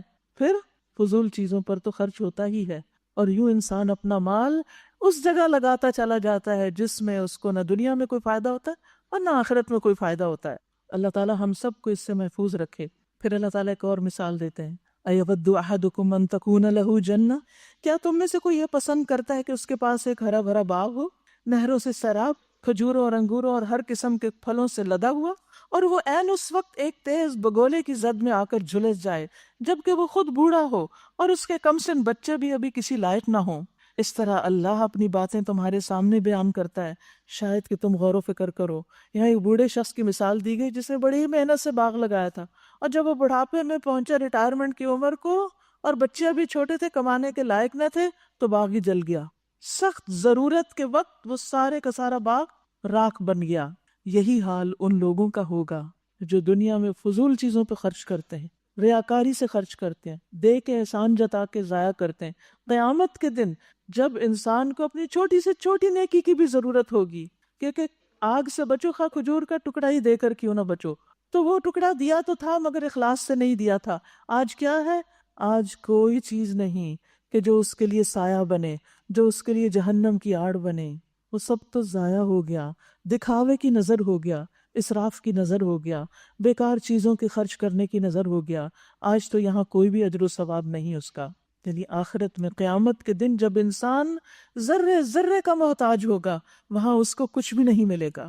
وہ اسی بوڑھے کی طرح حسرت سے ہاتھ ملتا رہ جائے گا، ایڑیاں رگڑتا رہ جائے گا کہ جس کے پاس اب آمدنی کا کوئی ذریعہ نہیں رہا۔ پھر فرمایا یا ایھا الذین آمنو، اے لوگو جو ایمان لائے ہو، جو مال تم نے کمائے ہیں اور جو کچھ ہم نے زمین سے تمہارے لیے نکالا ہے، اس میں سے بہتر حصہ اللہ کی راہ میں خرچ کرو۔ ایسا نہ ہو کہ اس کی راہ میں دینے کے لیے بری سے بری چیزیں چھانٹنے کی کوشش کرو، یعنی جو بالکل ردی، بیکار، کام نہ آنے والی، فضول، وہ جا کے چیریٹی میں دے دو۔ نو، حالانکہ وہی چیز اگر تمہیں کوئی دے تو تم ہرگز اسے لینا گوارا نہ کرو گے، الا یہ کہ اس کو قبول کرنے میں تم آنکھیں بند کر لو۔ تمہیں جان لینا چاہیے اللہ بے نیاز ہے۔ یاد رکھیے جب ہم کسی کو کچھ دیتے ہیں، وہ اس کو نہیں اللہ کو دے رہے ہوتے ہیں، کیونکہ اس کا اجر ہمیں اس نے دینا ہے۔ پھر سوچئے کیا دے رہے ہیں، کسی کو بھی دیتے ہوئے سوچئے کیا دے رہے ہیں، اس کے بدلے میں اللہ سے کیا چاہتے ہیں۔ کیونکہ عموماً ہم اپنی پسندیدہ ترین چیزیں سنبھال کے رکھ لیتے ہیں، اور جو فضول چیزیں ہوتی ہیں وہ نکال دیتے ہیں۔ یہ صدقہ ہے، یہ کل قیامت کے دن کام آئے گا۔ کیا کام آئے گا؟ یہ ردی بیکار چیزیں دیتے ہوئے سوچا کریں کیا دے رہے ہیں، کس طرح دے رہے ہیں۔ تمہیں جان لینا چاہیے کہ اللہ بے نیاز ہے اور بہترین صفات سے متصف ہے۔ شیطان تمہیں مفلسی سے ڈراتا ہے، شیطان نہیں کرنے دیتا خرچ۔ وہ کیا کہتا ہے؟ تم فقیر ہو جاؤ گے، غریب ہو جاؤ گے، اور شرمناک طرز عمل اختیار کرنے کی ترغیب دیتا ہے، فحشاء کا، یعنی اس طرح خرچ کرواتا ہے کہ انسان کو الٹا اس کی عزت کی بجائے بے عزتی ہو۔ کیونکہ بعض اوقات انسان اس طرح کے کسی غریب فقیر کو بھی دیتا ہے، اٹھا کے پھینک دیتا ہے، اور بعض اوقات اس کے سامنے انکار کر دے۔ تو ایک شرمناک رویہ ہے نا کہ آپ نے کسی کو اس طرح دیا، اس طرح اس کے ساتھ ڈیل کیا، اس کو حقیر سمجھ کر۔ مگر اللہ تمہیں اپنی بخشش اور فضل کی امید دلاتا ہے۔ اللہ بڑا فراخ دست اور دانا ہے۔ یؤتی الحکمت من یشاء ومن یؤت الحکمت فقد اوتی خیرا کثیرا وما یذکر الا اولو الالباب۔ جس کو چاہتا ہے حکمت عطا کرتا ہے، اور جس کو حکمت ملی اسے حقیقت میں بڑی دولت مل گئی۔ وما یذکر الا اولو الالباب، ان باتوں سے صرف وہی لوگ سبق لیتے ہیں جو عقل والے ہیں۔ تو اللہ سبحانہ وتعالیٰ سے حکمت مانگنی چاہیے، کیونکہ حکمت بہت بڑی دولت ہے۔ اس کو یاد کر لیجئے، وَمَن يُؤْتَ الْحِكْمَةَ فَقَدْ أُوتِيَ خَيْرًا كَثِيرًا، خیر کثیر۔ کیا ہے یہ حکمت؟ اس کے کئی معنی بیان کیے گئے ہیں۔ عمومی معنی تو ہے صحیح بصیرت اور صحیح قوت فیصلہ۔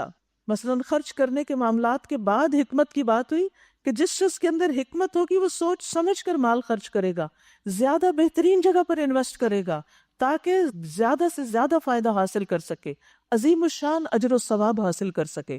اور جس کے اندر حکمت نہیں ہوگی، اس کے اندر فہم نہیں ہوگا، تو وہ پھر مال کو ضائع کر دے گا۔ تو اس حکمت کی، صحیح قوت فیصلہ کی ہمیں ہر جگہ ضرورت ہوتی، لیکن یہ سب آتا کہاں سے ہے؟ اس کے بارے میں مختلف اقوال ہمیں ملتے ہیں کہ یہ حکمت کیا ہے۔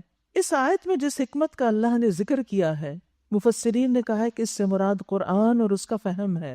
تو جس کو قرآن مل گیا اس کو خیر کثیر مل گئی، کیونکہ قرآن ہی تو ہمیں بتاتا ہے کہاں خرچ کرو، کیسے خرچ کرو، کتنا کرو، اور کیا کرو اور کیا نہ کرو۔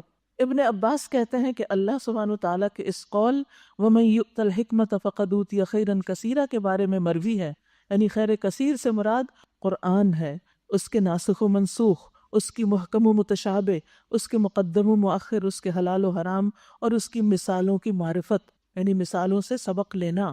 پھر اسی طرح حکمت کا ایک معنی قول و فعل میں درست بات کو پہنچنا، یعنی بات بھی صحیح کرنا اور کام بھی صحیح کرنا، نپا تلا جچا تلا، نمبر 3، اس سے مراد دین کا علم ہے۔ ابن وہب کہتے ہیں میں نے مالک سے کہا حکمت کیا ہے؟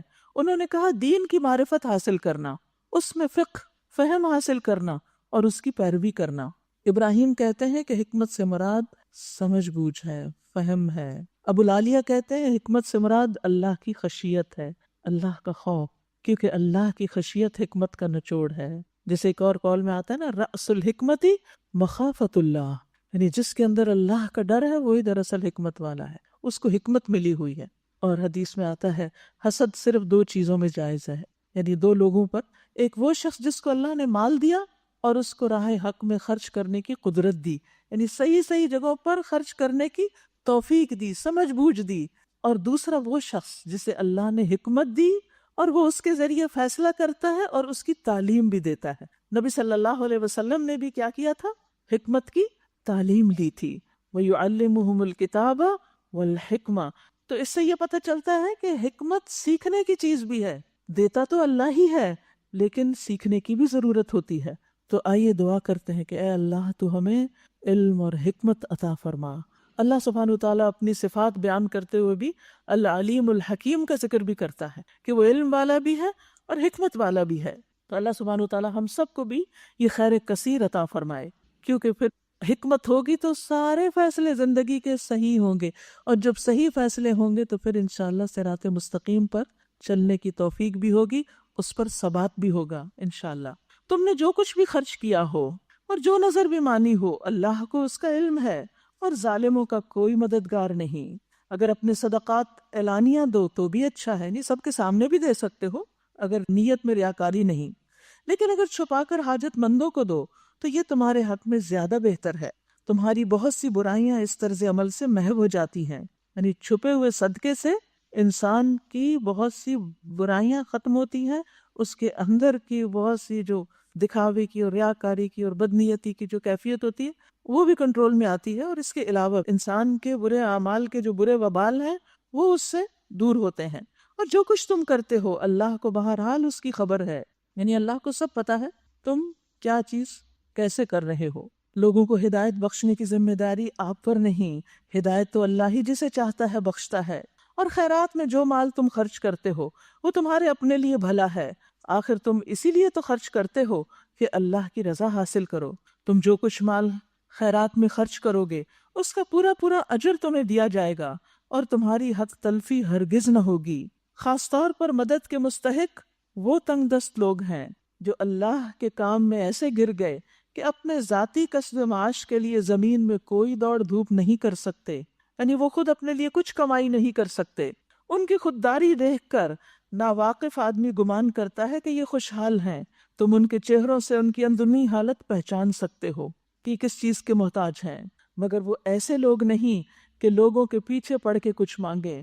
ان کی اعانت میں، ان کی مدد میں جو کچھ مال تم خرچ کرو گے وہ اللہ سے پوشیدہ نہ رہے گا۔ یہاں ایک خاص جگہ خرچ کرنے کی بتائی گئی ان لوگوں پر جو بظاہر فقیر مسکین نظر نہیں آتے، لیکن وہ اللہ کے کام میں ایسے مصروف ہیں کہ ان کو اپنی کمائی کے لیے، اپنی جاب اور اپنے بزنس کے لیے وقت نہیں ملتا، اور وہ کسی سے کچھ مانگتے بھی نہیں۔ پھر فرمایا وَمَا تُنْفِقُوا مِنْ خَيْرٍ فَإِنَّ اللَّهَ بِهِ عَلِيمٌ، وہاں بھی جو دو گے اللہ کو سب پتا ہے۔ الَّذِينَ يُنْفِقُونَ أَمْوَالَهُمْ بِاللَّيْلِ وَالنَّهَارِ، جو لوگ اپنے مال شب و روز کھلے اور چھپے خرچ کرتے ہیں ان کا اجر ان کے رب کے پاس ہے، ان کے لیے کسی خوف اور رنج کا مقام نہیں۔ مگر جو لوگ سود کھاتے ہیں، یعنی ایک ہے اللہ کی راہ میں صدقہ دینے والے، خیر بانٹنے والے، اور دوسرے ہیں دوسروں کا خون نچوڑنے والے، سود کھانے والے۔ اب دونوں کا کمپیریزن ہے۔ ان کا حال اس شخص کا سا ہوتا ہے جسے شیطان نے چھو کر باولا کر دیا، مجنون ہو کوئی، کیونکہ جس کی عقل ماری ہوئی ہو وہی دوسروں کی ضرورت سے فائدہ اٹھاتا ہے۔ اور اس حالت میں ان کے مبتلا ہونے کی وجہ یہ ہے کہ وہ کہتے ہیں تجارت بھی تو آخر سود ہی جیسی چیز ہے، تجارت میں بھی نفع ہوتا ہے اور سود بھی تو نفع ہی ہے، پروفٹ کہتے ہیں اس کو۔ حالانکہ اللہ نے تجارت کو حلال کیا اور سود کو حرام کیا، لہٰذا جس شخص کو اس کے رب کی طرف سے یہ نصیحت آ پہنچے اور آئندہ کے لیے وہ سود خواری سے باز آ جائے تو جو کچھ وہ پہلے کھا چکا سو کھا چکا، اور اس کا معاملہ اللہ کے حوالے ہے۔ اور جو اس حکم کے بعد پھر اسی حرکت کا اعادہ کرے وہ جہنمی ہے جہاں وہ ہمیشہ رہے گا۔ کچھ لوگ کہتے ہیں کہ سود لینا منع ہے، دینا منع نہیں۔ نہیں، حدیث سے ہمیں پتہ چلتا ہے کہ لینے والا، دینے والا، لکھنے والا، گواہ بننے والا سب اسی میں شریک ہیں۔ رسول اللہ صلی اللہ علیہ وسلم نے فرمایا ایسے گناہوں سے بچو جو معاف نہیں کیے جاتے، جن کی معافی مشکل ہے۔ ایک اور روایت میں ہے جن گناہوں کا کفارہ نہیں ہوتا، جس نے کسی چیز میں خیانت کی روز قیامت اسے اس کے ہمراہ لا جائے گا، یعنی وہ اپنی خیانت اٹھا کے لا رہا ہوگا اپنے سر پہ۔ خیانت کیا ہوتی ہے؟ مثلا آپ کسی عہدے پر ہیں اور اس عہدے میں آپ کے پاس کچھ اختیارات ہیں، کچھ اموال ہیں جن کی حفاظت آپ کو کرنی، کوئی پراپرٹی ہے، کوئی فرنیچر ہے، کوئی اور چیزیں ہیں، اور آپ کیا کرتے ہیں؟ بجائے اس کے کہ اس کو جس چیز کے لیے وہ دیا گیا استعمال کریں، اپنے ذاتی استعمال میں لے آتے ہیں۔ دیکھیے کہ کتنی چیزیں لوگ آفیسز سے گھر لے آتے ہیں، کتنی ہی لوگ آفیسز میں فوٹو کاپی کراتے ہیں جو کہ نہیں کرانی چاہیے۔ تو آفس آپ کا نہیں ہے، آپ کے ذاتی استعمال کے لیے نہیں بنا۔ پھر اسی طرح ہسپتالوں سے چیزوں کا چرانا اور بہت سی چیزیں، یعنی جو آپ کو دی گئیں لوگوں کے اوپر استعمال کرنے کے لیے، وہ آپ اپنی ذات پہ استعمال کرنے لگے، یہ خیانت ہے۔ دنیا میں جو کوئی خیانت کرتا قیامت کے دن ساتھ لے کے آئے گا۔ اور فرمایا سود کھانے والے کے بارے میں وعید ہے کہ جس نے سود کھایا وہ اس کی وجہ سے قیامت کے روز دیوانہ اور بدحواس اٹھایا جائے گا۔ پھر آپ نے یہی آیت تلاوت کی۔ رسول اللہ صلی اللہ علیہ وسلم نے فرمایا مجھے اس ذات کی قسم جس کے ہاتھ میں میری جان ہے، یقیناً میری امت کے لوگ شر میں اور اترانے میں اور لہو و لعب میں راتیں گزار کر مست ہوں گے، پھر وہ عذاب الہی سے دوچار ہوں گے۔ صبح بندر اور سور بن جائیں گے کیونکہ انہوں نے حرام کردہ کو حلال سمجھا اور گانے والی عورتیں بنا رکھی تھی اور شرابیں پیتے تھے اور سود کھاتے تھے اور ریشم پہنتے تھے۔ یہ ترغیب و ترہیب کی روایت ہے۔ تو کچھ گناہ ایسے ہیں کہ جن کی سزائیں دنیا میں بھی آتی ہیں، پھر اسی طرح آخرت میں سزا کیا ہے سود کی۔ صحیح بخاری کی روایت ہے، سمرہ بن جندب کہتے ہیں نبی صلی اللہ علیہ وسلم نے فرمایا میں نے آج رات خواب میں 2 مرد دیکھے جو میرے پاس آئے اور مجھے وہ بیت المقدس کی طرف لے گئے، پھر ہم چلتے رہے یہاں تک کہ خون کی نہر پر آئے، خون کی نہر جس میں ایک آدمی کھڑا تھا اور نہر کے درمیان میں ایک آدمی تھا جس کے آگے پتھر رکھے ہوئے تھے۔ جب دوسرا آدمی نہر سے نکلنے کا ارادہ کرتا تو وہ جو باہر والا تھا اس کے منہ پہ پتھر مار کر واپس اس کو نہر میں کر دیتا اور وہیں پر جہاں وہ پہلے تھا۔ اور اسی طرح جب بھی وہ نکلنا چاہتا کنارے پہ کھڑا شخص اس کے منہ پہ کھینچ کے پتھر مارتا، وہ وہیں چلا جاتا جہاں پر وہ خون کی نہر میں تھا۔ میں نے پوچھا یہ کیا معاملہ ہے؟ تو ایک شخص نے مجھ سے کہا جس کو آپ نے خونی نہر میں دیکھا ہے یہ سود خور ہے، یہ سود کھانے والا ہے۔ پھر اسی طرح ابن عباس سے مروی ہے کہ اللہ سود خار کا نہ صدقہ قبول کرتا ہے، نہ جہاد، نہ حج، نہ اس کی صلہ رحمی قبول کرتا ہے۔ یعنی ابن عباس یمحق اللہ الربا کی تفسیر کرتے ہیں، اور اس کے برعکس صدقات کو بڑھاتا ہے۔ یمحق اللہ الربا، اللہ سود کو مٹاتا ہے، ویربی الصدقات، اور صدقات کو نشو و نما دیتا ہے، اور اللہ کسی ناشکر بد عمل انسان کو پسند نہیں کرتا۔ ہاں جو لوگ ایمان لے آئیں اور نیک عمل کریں اور نماز قائم کریں اور زکوٰۃ ادا کریں، ان کا اجر بے شک ان کے رب کے پاس ہے اور ان کے لیے کسی خوف اور رنج کا مقام نہیں۔ تو اس لیے انسان پوری کوشش کرے کہ ان برائیوں سے باہر نکل آئے، کیونکہ یہ انسان کی دنیا اور آخرت کو نقصان دینے والی ہیں۔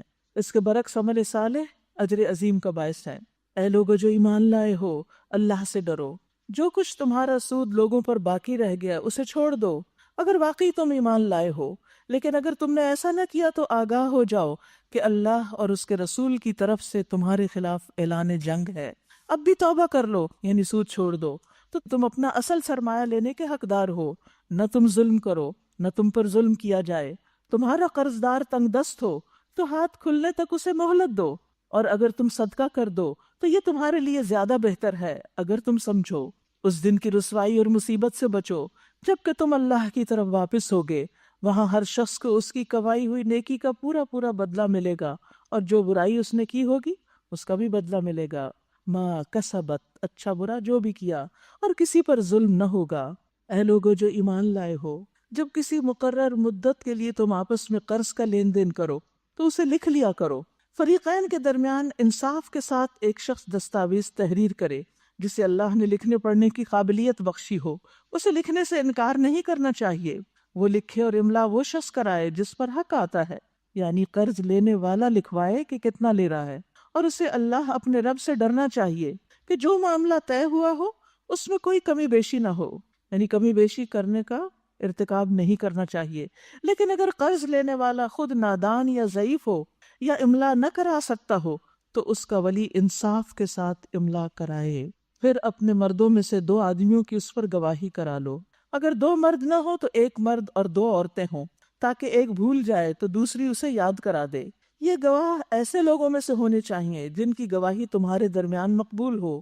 گواہوں کو جب گواہ بننے کے لیے کہا جائے تو انہیں انکار نہیں کرنا چاہیے۔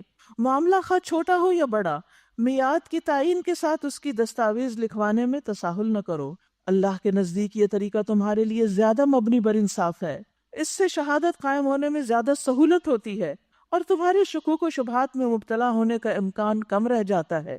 ہاں، جو تجارتی لین دین دست بدست تم لوگ آپس میں کرتے ہو اس کو نہ لکھا جائے تو کوئی حرج نہیں، مگر تجارتی معاملے طے کرتے وقت گواہ کر لیا کرو۔ کاتب اور گواہ کو ستایا نہ جائے، ایسا کرو گے تو گناہ کا ارتکاب کرو گے۔ اللہ کے غضب سے بچو، وہ تم کو صحیح طریقے عمل کی تعلیم دیتا ہے اور اسے ہر چیز کا علم ہے۔ واتقوا اللہ ویعلمکم اللہ واللہ بکل شیء علیم، اور اللہ سے ڈرو اور اللہ تمہیں سکھا دے گا۔ انسان کا علم اور حکمت اس کو کیسے ملتی ہے؟ تقوی کے ساتھ۔ تقوی بے حد ضروری ہے، تو تقوی کا اہتمام کرنا انسان کے لیے علم کے دروازے کھولتا ہے۔ یہ آیت نمبر 282 ہے۔ تقوی سے انسان کو فرقان ملتا ہے، تقوی سے انسان کو دلوں میں روشنی ملتی ہے۔ اگر تم سفر کی حالت میں ہو اور دستاویز لکھنے کے لیے کوئی کاتب نہ ملے تو رہن بالقبض پر معاملہ کرو، یعنی گروی رکھ لو۔ اگر تم میں سے کوئی شخص دوسرے پر بھروسہ کر کے اس کے ساتھ کوئی معاملہ کرے تو جس پر بھروسہ کیا گیا ہے اسے چاہیے کہ امانت ادا کرے اور اللہ اپنے رب سے ڈرے، اور گواہی ہرگز نہ چھپاؤ۔ جو گواہی چھپاتا ہے اس کا دل گناہ میں آلودہ ہے اور اللہ تمہارے اعمال سے بے خبر نہیں ہے۔ تو یہاں کچھ مالی معاملات کے سلسلے میں ہمیں ہدایات دی گئی ہیں، جس میں خاص طور پر قرض کے لین دین کو لکھنے کی بات ہے۔ آپ دیکھیں کہ عام طور پر لوگوں کا رویہ کیا ہوتا ہے کہ جب کوئی قرض لے رہا ہوتا ہے یا دے رہا ہوتا ہے تو کہتے ہیں اعتماد ہے ہمیں تم پر، فکر ہی نہ کرو، اور پھر کچھ عرصے کے بعد کیا ہوتا ہے، غلطی ہو جاتی ہے، بھول ہو جاتی ہے، اور پھر باہم جھگڑے اور فساد اور تعلقات کی خرابیاں آتی ہیں۔ تو اس لیے اس موقع پر انسان اگر صاف بات کرے، لینے اور دینے والا دونوں صحیح طور پر اس کو لکھ کے ایک ڈاکیومنٹ بنا لے تو اس سے بہت سی مشکلات سے بچا جا سکتا ہے۔ نبی صلی اللہ علیہ وسلم نے فرمایا کہ علم کو لکھ کر محفوظ کرو، یعنی علم کی حفاظت کیسے ہوتی ہے؟ لکھ کر۔ صرف سنی سنائی باتیں یا زبانی کی ہوئی باتیں انسان بھول جاتا ہے۔ اور اب سورۃ البقرہ کی آخری آیات، للہ ما فی السماوات وما فی الارض وان تبدوا ما فی انفسکم او تخفوہ یحاسبکم بہ اللہ۔ آسمانوں اور زمین میں جو کچھ ہے سب اللہ کا ہے، تم اپنے دل کی باتیں خواہ ظاہر کرو یا چھپاؤ، اللہ بہرحال ان کا حساب تم سے لے لے گا۔ پھر اسے اختیار ہے جسے چاہے معاف کر دے اور جسے چاہے سزا دے، وہ ہر چیز پر قدرت رکھتا ہے۔ پھر آخری 2 آیات، نبی صلی اللہ علیہ وسلم نے فرمایا کہ اوتیت هذه الآیات من آخر سورۃ البقرہ من کنز تحت العرش، کہ سورۃ البقرہ کی آخری یہ 2 آیات مجھے عرش کے نیچے سے خاص خزانے سے ملی ہیں۔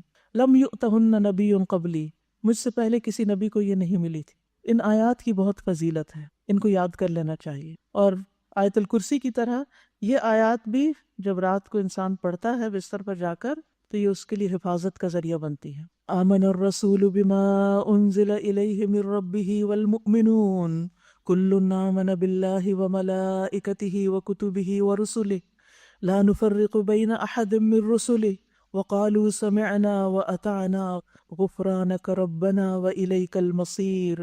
لا يكلف الله نفسا الا وسعها لها ما كسبت وعليها ما اكتسبت ربنا لا تؤاخذنا ان نسينا او اخطأنا ربنا ولا تحمل علينا اسرا كما حملته على الذين من قبلنا ربنا ولا تحملنا ما لا طاقة لنا به واعف عنا واغفر لنا وارحمنا انت مولانا فانصرنا علی القوم الکافرین۔ رسول اس ہدایت پر ایمان لایا ہے جو اس کے رب کی طرف سے اس پر نازل ہوئی ہے۔ پھر ایمان کی بات ہے۔ البقرہ کا اختتام ایمان کی یاد دہانی کے ساتھ ہو رہا ہے۔ ابتداء میں بھی جو پہلی صفت بتائی گئی تھی متقین کی وہ ایمان ہی تھا، اور آخر میں بھی اس کا تذکرہ کیا جا رہا ہے۔ اور جو لوگ اس رسول کے ماننے والے ہیں یعنی نبی صلی اللہ علیہ وسلم کے، ہم سب، انہوں نے بھی اس ہدایت کو دل سے تسلیم کر لیا. ہم سب کرتے ہیں نا، جو اللہ کے رسول ہمارے پاس لائے ہیں ہم اس کو دل سے مانتے ہیں. یہ سب اللہ اور اس کے فرشتوں، اس کی کتابوں، اس کے رسولوں کو مانتے ہیں، اور ان کا کہنا ہے کہ ہم اللہ کے رسولوں کو ایک دوسرے سے الگ نہیں کرتے. ہم نے حکم سنا اور اطاعت قبول کی. مالک، ہم تجھ سے خطا بخشی کے طالب ہیں اور ہمیں تیری ہی طرف پلٹنا ہے. یاد رکھیے کہ انہوں نے کیا کہا، قالوا سمعنا واطعنا غفرانک. پہلے سننے کی بات ہے، پھر اطاعت کی بات ہے، پھر بخشش مانگی ہے. یعنی بخشش مانگنے سے پہلے سمع اور اطاعت. کیونکہ اگر آپ اللہ سے کچھ مانگ رہے ہیں تو پہلے کچھ فرما برداری کا مظاہرہ بھی تو کریں. اور بخشش کے لیے بہترین وسیلہ نماز ہے. رسول اللہ صلی اللہ علیہ وسلم نے فرمایا، جو شخص میرے اس وضو کی طرح وضو کرے، پھر 2 رکعت نماز پڑھے جس میں اپنے نفس سے کوئی بات نہ کرے، تو اس کے پچھلے سارے گناہ معاف ہو جاتے ہیں. تو جب گناہ ستائیں اور دل پر بوجھ بن جائیں تو اٹھیں اور وضو کر کے نفل پڑھیں اور اللہ سے بخشش مانگیں. تو بخشش سے پہلے آپ نے کیا کیا؟ اطاعت کی. کیسے؟ نماز پڑھ کے. نماز پڑھ کے. اسی طرح کبھی صدقہ کر کے، کبھی قرآن پڑھ کے، کبھی کوئی اور نیکی کر کے، کسی کے ساتھ کوئی احسان اور بھلائی کر کے. جب دل پسیج جائے، دل نرم ہو جائے، تو اس وقت کہا کر، یا اللہ تو اسے قبول کر لے اور تو مجھے معاف کر دے. یعنی جب کوئی اطاعت کا کام کرے تو اپنے لیے بخشش مانگے. لا یکلف اللہ نفسا الا وسعها. اللہ کسی شخص پر اس کی قدرت سے بڑھ کر ذمہ داری کا بوجھ نہیں ڈالتا. ہر شخص نے جو نیکی کمائی ہے اس کا پھل اسی کے لیے ہے، اور جو بدی سمیٹی اس کا وبال اسی پر ہے. یعنی جو بھی کچھ انسان کرتا ہے اس کی ذمہ داری خود اسی پر ہے. ایمان لانے والوں، تم یوں دعا کیا کرو. کیسے؟ ربنا لا تؤاخذنا ان نسینا او اخطأنا. اے ہمارے رب، ہم سے بھول چوک میں جو قصور ہو جائیں ان پہ ہمیں نہ پکڑنا. اور ہم کتنی دفعہ بھولتے ہیں، بار بار بھولتے ہیں. اللہ ہماری بھول پہ ہمیں نہ پکڑ. مالک، ہم پہ وہ بوجھ نہ ڈال جو تو نے ہم سے پہلے لوگوں پہ ڈالے تھے. یعنی پہلے لوگوں کو جو آزمائشیں پیش آئیں، اللہ تو ہمیں ان آزمائشوں سے بچانا. کیونکہ دین کے راستے میں لوگوں نے بڑی بڑی تکلیفیں اٹھائیں. خود صحابہ کرام کو آپ دیکھیے، کیونکہ ہم ان کے مقابلے میں بہت کمزور ہیں. ہمارا تو ایمان بھی کمزور ہے اور ہمارے عمل بھی بہت تھوڑے ہیں. لہٰذا تو ہمیں ایمان کی سلامتی کے ساتھ دنیا سے لے جانا. اے ہمارے رب، جس بار کو اٹھانے کی طاقت ہم میں نہیں وہ ہم پہ نہ رکھ. ہمارے ساتھ نرمی فرما، ہم سے درگزر فرما. واعف عنا واغفر لنا. ہمیں بخش دے. ورحمنا، ہم پہ رحم فرما. انت مولانا، تو ہی تو ہمارا مولا ہے، تو ہی ہمارا ولی ہے. فانصرنا علی القوم الکافرین. کافروں کے مقابلے میں تو ہماری مدد فرما. آمین. یاد رکھیے، اللہ سبحانہ وتعالیٰ کے جو احکامات ہیں وہ ہمارے لیے رحمت ہے. سورۃ البقرہ میں ہمیں جو بھی احکامات دیے گئے، یا ایھا الذین آمنوا کہہ کے، یا صحابہ کرام کے سوالات کے جواب میں یسألونک، انہوں نے سوال کیا اور پھر جواب میں جو احکامات ملے وہ سب ہمارے لیے باعث رحمت ہیں. انہیں خوشی سے قبول کیجیے اور ان پر عمل کیجیے. یہ قرآن اور اس کی ہدایات ہماری روح کی غذا ہے. یہ اللہ کی رحمت اور ہم پر احسان ہے. ہمارا دین فطرت کے عین مطابق ہے. ہمیں کسی ایسی چیز کا حکم نہیں دیا گیا جو ہمارے لیے کرنا ناممکن ہو. یہ دین آسان دین ہے. رسول اللہ صلی اللہ علیہ وسلم نے فرمایا کہ بے شک دین آسان ہے، اس کو بوجھ نہ سمجھیے. اس کے کرنے سے انسان کی زندگی میں آسانیاں آتی ہیں. بظاہر مشکل احکام جو بڑے مشکل لگتے ہیں ان کو انسان کر جائے تو اس کے لیے آسانی ہی آسانی ہو جاتی ہے. تو آئیے ایک دفعہ ان آیات کو پھر سنتے ہیں اور اپنے لیے دعا بھی کرتے ہیں، کیونکہ جو شخص ان آیات کے ساتھ دعا کرتا ہے وہ دعا بھی قبول ہوتی ہے، خواہ پوری آیات پڑھ کے یا کچھ حصہ. یا اللہ، تو اس صورت کے احکامات پر ہمیں عمل کی توفیق عطا فرما اور ہم سے اس کوشش کو قبول فرما، اور ہمیں آئندہ بھی اس کو پڑھتے رہنے کی توفیق عطا فرما. کیونکہ سورۃ البقرہ کا پڑھنا باعث برکت ہے اور اس کو چھوڑنا باعث حسرت ہے. لہٰذا جو بھی طریقہ آپ کے لیے آسان ہو وہ اختیار کریں اور مستقل طور پر اس کا پڑھنا اپنی زندگی میں شامل کر لیں. سورۃ آل عمران. بسم اللہ الرحمن الرحیم. الف لام میم. اللہ لا الہ الا هو الحی القیوم نزل علیک الکتاب بالحق مصدقا لما بین یدیہ وانزل التوراۃ والانجیل. سورۃ آل عمران بھی سورۃ البقرہ کی طرح بہت فضیلت کی حامل ہے. رسول اللہ صلی اللہ علیہ وسلم نے فرمایا، قرآن کو سیکھو، کیونکہ یہ قیامت کے دن اپنے پڑھنے والوں کی سفارش کرے گا۔ قرآن کو سیکھو کیونکہ یہ قیامت کے دن اپنے پڑھنے والوں کی سفارش کرے گا۔ دو روشن صورتیں یعنی البقرہ اور آل عمران کو سیکھو کیونکہ یہ دونوں صورتیں قیامت کے دن دو بادلوں کی شکل میں یا دو سائبانوں کی شکل یا پرندوں کی دو صف بستہ ٹولیوں کی شکل میں آئیں گی اور اپنے پڑھنے والوں کا دفاع کریں گی، ان کا دفاع کریں گی، ان کی طرف سے جھگڑیں گی۔ ان دونوں صورتوں کو دوست بنا لیں۔ سورۃ آل عمران بھی مدنی سورت ہے سورۃ البقرہ کی طرح۔ اللہ سبحانہ تعالیٰ فرماتے ہیں الف لام میم، اللہ وہ ذات ہے جس کے سوا کوئی الہ نہیں، اللہ لا الہ الا ہو، الحی زندہ ہے، القیوم قائم رکھنے والا ہے، دنیا میں آسمان و زمین میں جو کچھ بھی ہے اسی کے دم سے قائم ہے، سب کو اسی نے تھام رکھا ہے۔ یہ ہر دم بھاگتی ہوئی زمین جس پہ ہم بیٹھے ہیں یہ ساکت و جامد نہیں ہے ایک جگہ پر ٹھہری ہوئی، یہ مسلسل گردش میں ہے۔ یہ سورج، یہ ستارے، یہ چاند، یہ گیلیکسیز، یہ سب کچھ جو ہمارے اوپر حرکت کر رہا ہے اور جس زمین پر ہم ہیں یہ سب بھی ان کو اللہ ہی تھامے ہوئے ہے۔ آسمان میں اڑتے ہوئے پرندوں کو اور ان بادلوں کو بھی وہی تھامے ہوئے ہیں، ہر چیز کو اسی نے قائم رکھا ہوا ہے، وہی ان کا مدبر ہے، وہی ان کا خالق ہے، وہی مالک ہے، وہی یہ نظام ہستی چلا رہا ہے۔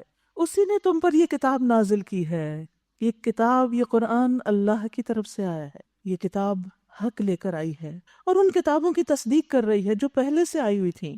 اس سے پہلے وہ انسانوں کی ہدایت کے لیے تورات اور انجیل نازل کر چکا ہے، تورات بنی اسرائیل کے لیے اور انجیل نصارہ کے لیے۔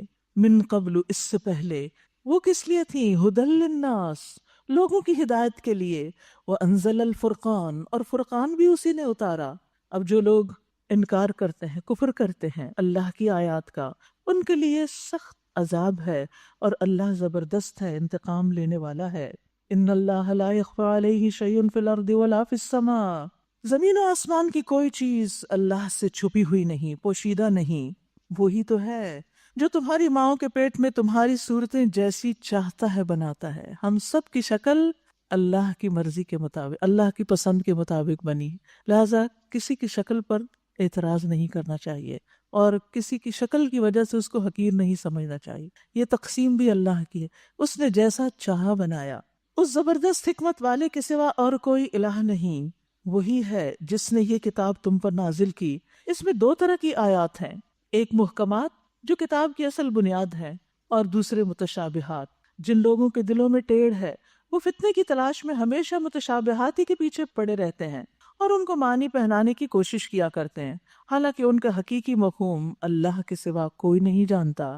بخلاف اس کے جو لوگ علم میں پختہ کار ہیں وہ کہتے ہیں ہمارا ان پر ایمان ہے، یہ سب ہمارے رب ہی کی طرف سے ہیں، یعنی جو آیات ان کو سمجھ آتی ہیں اور جن کے سمجھنے میں ان کو مشکل ہوتی ہے ان سب پر ایمان رکھتے ہیں، شک نہیں کرتے، شبہ نہیں رکھتے اس پر، یہ سب ہمارے رب ہی کی طرف سے ہیں۔ اور سچ یہ ہے کہ کسی چیز سے سبق صرف عقل مند لوگ ہی حاصل کرتے ہیں۔ کون ہے عقل مند؟ کیا ہے ان کی دعا؟ وہ کہتے ہیں ربنا لا تزغ قلوبنا بعد اذ ہدیتنا وہب لنا من لدنک رحمہ انک انت الوہاب۔ یہ آپ کی آج کی دعا ہے، اس کو خاص طور پر پڑھیے۔ کیا مطلب ہے اس کا؟ کہ اے ہمارے رب، جب تو ہمیں سیدھے رستے پر لا چکا ہے، لگا چکا ہے، تو پھر ہمارے دلوں میں ٹیڑھ نہ پیدا کرنا، لا تزغ قلوبنا، ہمارے دل نہ ٹیڑھے کرنا، بعد اذ ہدیتنا، اس کے بعد کہ تو نے ہمیں ہدایت دے دی، اس رستے پہ ہمیں چلا دیا، ہمیں اپنے خزانہ فیض سے رحمت عطا کر کہ تو ہی فیاض حقیقی ہے، انک انت الوہاب، دینے والا تو تو ہی ہے اور خوب خوب دینے والا ہے، بخشنے والا ہے، عطا کرنے والا ہے۔ ہمیں ہدایت عطا کر اور اس پر استقامت عطا کر اور ہمارے دلوں کو ٹیڑھا ہونے سے بچا لینا، کیونکہ جو انسان بھی زندہ ہے اس کے لیے سخت خطرہ ہے کہ کسی بھی وقت شیطان کے کسی بہکاوے میں وہ آ سکتا ہے۔ کبھی بھی مطمئن نہ رہیے، اس دعا کو اپنی زندگی کا حصہ بنا لیجئے۔ حضرت ام سلمہ سے روایت ہے، ان سے پوچھا گیا کہ آپ صلی اللہ علیہ وسلم کثرت سے کون سی دعا پڑھتے تھے، زیادہ کیا پڑھتے تھے؟ تو انہوں نے کہا کہ یا مقلب القلوب ثبت قلبی علی دینک، اے دلوں کو الٹ پلٹ کرنے والے، میرے دل کو اپنے دین پہ جما دے۔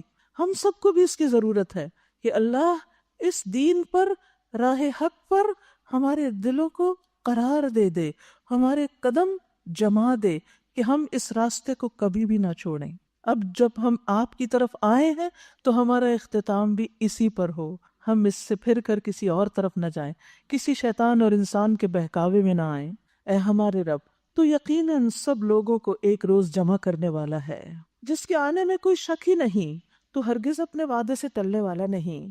جن لوگوں نے کفر کا رویہ اختیار کیا انہیں اللہ کے مقابلے میں نہ ان کا مال کچھ کام دے گا نہ اولاد، وہ دوزخ کا ایندھن بن کر رہیں گے۔ ان کا انجام ویسا ہی ہوگا جیسا فرعون کے ساتھیوں اور ان سے پہلے کے نافرمانوں کا ہو چکا کہ انہوں نے آیات الہی کو جھٹلایا۔ نتیجہ یہ ہوا کہ اللہ نے ان کے گناہوں پر انہیں پکڑ لیا، اور حق یہ ہے کہ اللہ سخت سزا دینے والا ہے۔ بس اے محمد صلی اللہ علیہ وسلم، جن لوگوں نے تمہاری دعوت کو قبول کرنے سے انکار کر دیا ان سے کہہ دیجئے قریب ہے وہ وقت جب تم مغلوب ہو جاؤ گے اور جہنم کی طرف ہانکے جاؤ گے۔ آج دنیا میں تم اکڑ دکھا رہے ہو، کل تم پکڑے جاؤ گے، جہنم کی طرف لے جائے جاؤ گے، اور جہنم بڑا ہی برا ٹھکانہ ہے۔ تمہارے لیے ان دو گروہوں میں ایک نشان عبرت تھا جو بدر میں ایک دوسرے سے نبرد آزما ہوئے، یعنی مسلمان اور مشرکین جب بدر کے میدان میں آمنے سامنے آئے تو فرمایا کہ اس میں ایک نشانی تھی۔ ایک گروہ اللہ کی راہ میں لڑ رہا تھا، سبحان اللہ، لڑ دونوں ہی رہے تھے لیکن ایک کی نیت کیا تھی؟ اللہ کے دین کی سربلندی، اور دوسرا گروہ کافر تھا، صرف دنیا کے فائدے ان کے سامنے تھے۔ دیکھنے والے دیکھ رہے تھے کہ کافر گروہ مومن گروہ سے دگنا ہے، تعداد زیادہ ہے، مگر نتیجہ کیا ہوا؟ اللہ اپنی فتح و نصرت سے جس کو چاہتا ہے نوازتا ہے، مدد دیتا ہے۔ دیدہ بینا رکھنے والوں کے لیے اس میں بڑا سبق ہے، عقل مند لوگوں کے لیے، نگاہ والوں کے لیے اس میں بڑی عبرت ہے۔ یاد رکھیے، کبھی ایسا بھی ہوتا ہے کہ انسان کے پاس وسائل بہت کم ہوتے ہیں، ریسورسز بہت تھوڑے ہوتے ہیں، لیکن اس کے جذبے اور ارادے اور نیتیں بڑی بلند ہوتی ہیں، اور انسان اللہ کی طرف رجوع کرتا ہے تو اللہ تعالیٰ تھوڑے میں بھی بہت برکت ڈال دیتا ہے۔ ہمیں کثرت بڑی متاثر کرتی ہے، کثرت سے ہم بڑے خوش ہوتے ہیں، کسی بھی چیز کی کثرت ہو جو ہماری پسندیدہ ہو تو ہم بڑے مطمئن ہوتے ہیں، اور اگر تھوڑی ہو رہی تو ہم دل ہارنے لگتے ہیں، دل چھوٹا کر لیتے ہیں۔ ایسے میں اسباب پہ نہ جائیے، اللہ کی رحمت اور اللہ کے خزانوں پہ نظر رکھیے کہ میری کوششیں چھوٹی ہیں، میرا دل چھوٹا ہے، میرے پاس وسائل کم ہے، میرے پاس مال کی کمی ہے، میرے پاس اسباب کی کمی ہے، لیکن اللہ کے پاس تو کسی چیز کی کمی نہیں، وہ تو آسمان و زمین کا مالک ہے، ہر چیز اس کے اختیار میں ہے، اس کے لیے کچھ کرنا کچھ بھی مشکل نہیں۔ میں نہیں کر سکتی، وہ تو کر سکتا ہے۔ تو اے اللہ، ہم تجھی سے دعا کرتے ہیں کہ تو ہماری کمیوں کوتاہیوں کو پورا کر دے۔ یاد ہے کہ جب حضرت ابوبکر رضی اللہ عنہ نبی صلی اللہ علیہ وسلم کے ساتھ غار ثور میں تھے تو اس وقت جب دیکھا کہ دشمن بالکل قریب آ گئے ہیں تو حضرت ابوبکر گھبرا اٹھے، تو آپ نے کیا فرمایا اس وقت؟ آپ نے فرمایا کیا تم سمجھتے ہو کہ ان دو آدمیوں کو کوئی نقصان پہنچا سکے گا جن کے ساتھ تیسرا اللہ ہو؟ لا تحزن ان اللہ معنا۔ کیا یقین ہے، کیا اعتماد ہے، کیا بھروسہ ہے، غم نہ کرو، فکر نہیں کرو، اللہ ہمارے ساتھ، ہم حق راستے پر ہیں، ہم صحیح کام کر رہے ہیں۔ اصل بات یہ ہے کہ انسان کو اپنی نیت کا جائزہ لینا چاہیے، اپنے کام کو دیکھنا چاہیے کہ میں جو کر رہا ہوں وہ ٹھیک ہے یا نہیں۔ کام ٹھیک ہو، طریقہ ٹھیک ہو، مدد اللہ کی طرف سے آئے گی۔ بعض اوقات کام صحیح ہوتا ہے، طریقہ غلط ہوتا ہے، مدد نہیں آتی، اور بعض اوقات کام غلط ہوتا ہے، ویسے ہم محنت کر رہے ہوتے ہیں تو بھی اللہ کی مدد نہیں آتی۔ تو اس لیے اللہ کی مدد ضرور آتی ہے، ہم اپنے طریقوں کو درست کر لیں۔ واللہ یؤید بنصرہ من یشاء، وہ اس کو کوئی روکنے والا نہیں، جس کو چاہتا ہے اپنی مدد کے ساتھ اس کی تائید کرتا ہے، اس کا ساتھ دیتا ہے۔ ان فی ذلک لعبرۃ لأولی الابصار، جو دیکھنے والے ہیں ان کے لیے اس میں بڑی نشانی ہے، عبرت ہے۔ زین للناس حب الشہوات من النساء والبنین والقناطیر المقنطرۃ من الذہب والفضة والخیل المسومہ، لوگوں کے لیے مرغوبات نفس، عورتیں، اولاد، سونے چاندی کے ڈھیر، چنے ہوئے گھوڑے، مویشی، زرعی زمینیں بڑی خوشائند بنا دی گئی۔ یہ ساری چیزیں انسانوں کو اٹریکٹ کرتی ہیں، مگر یہ سب دنیا کی چند روزہ زندگی کے سامان ہیں۔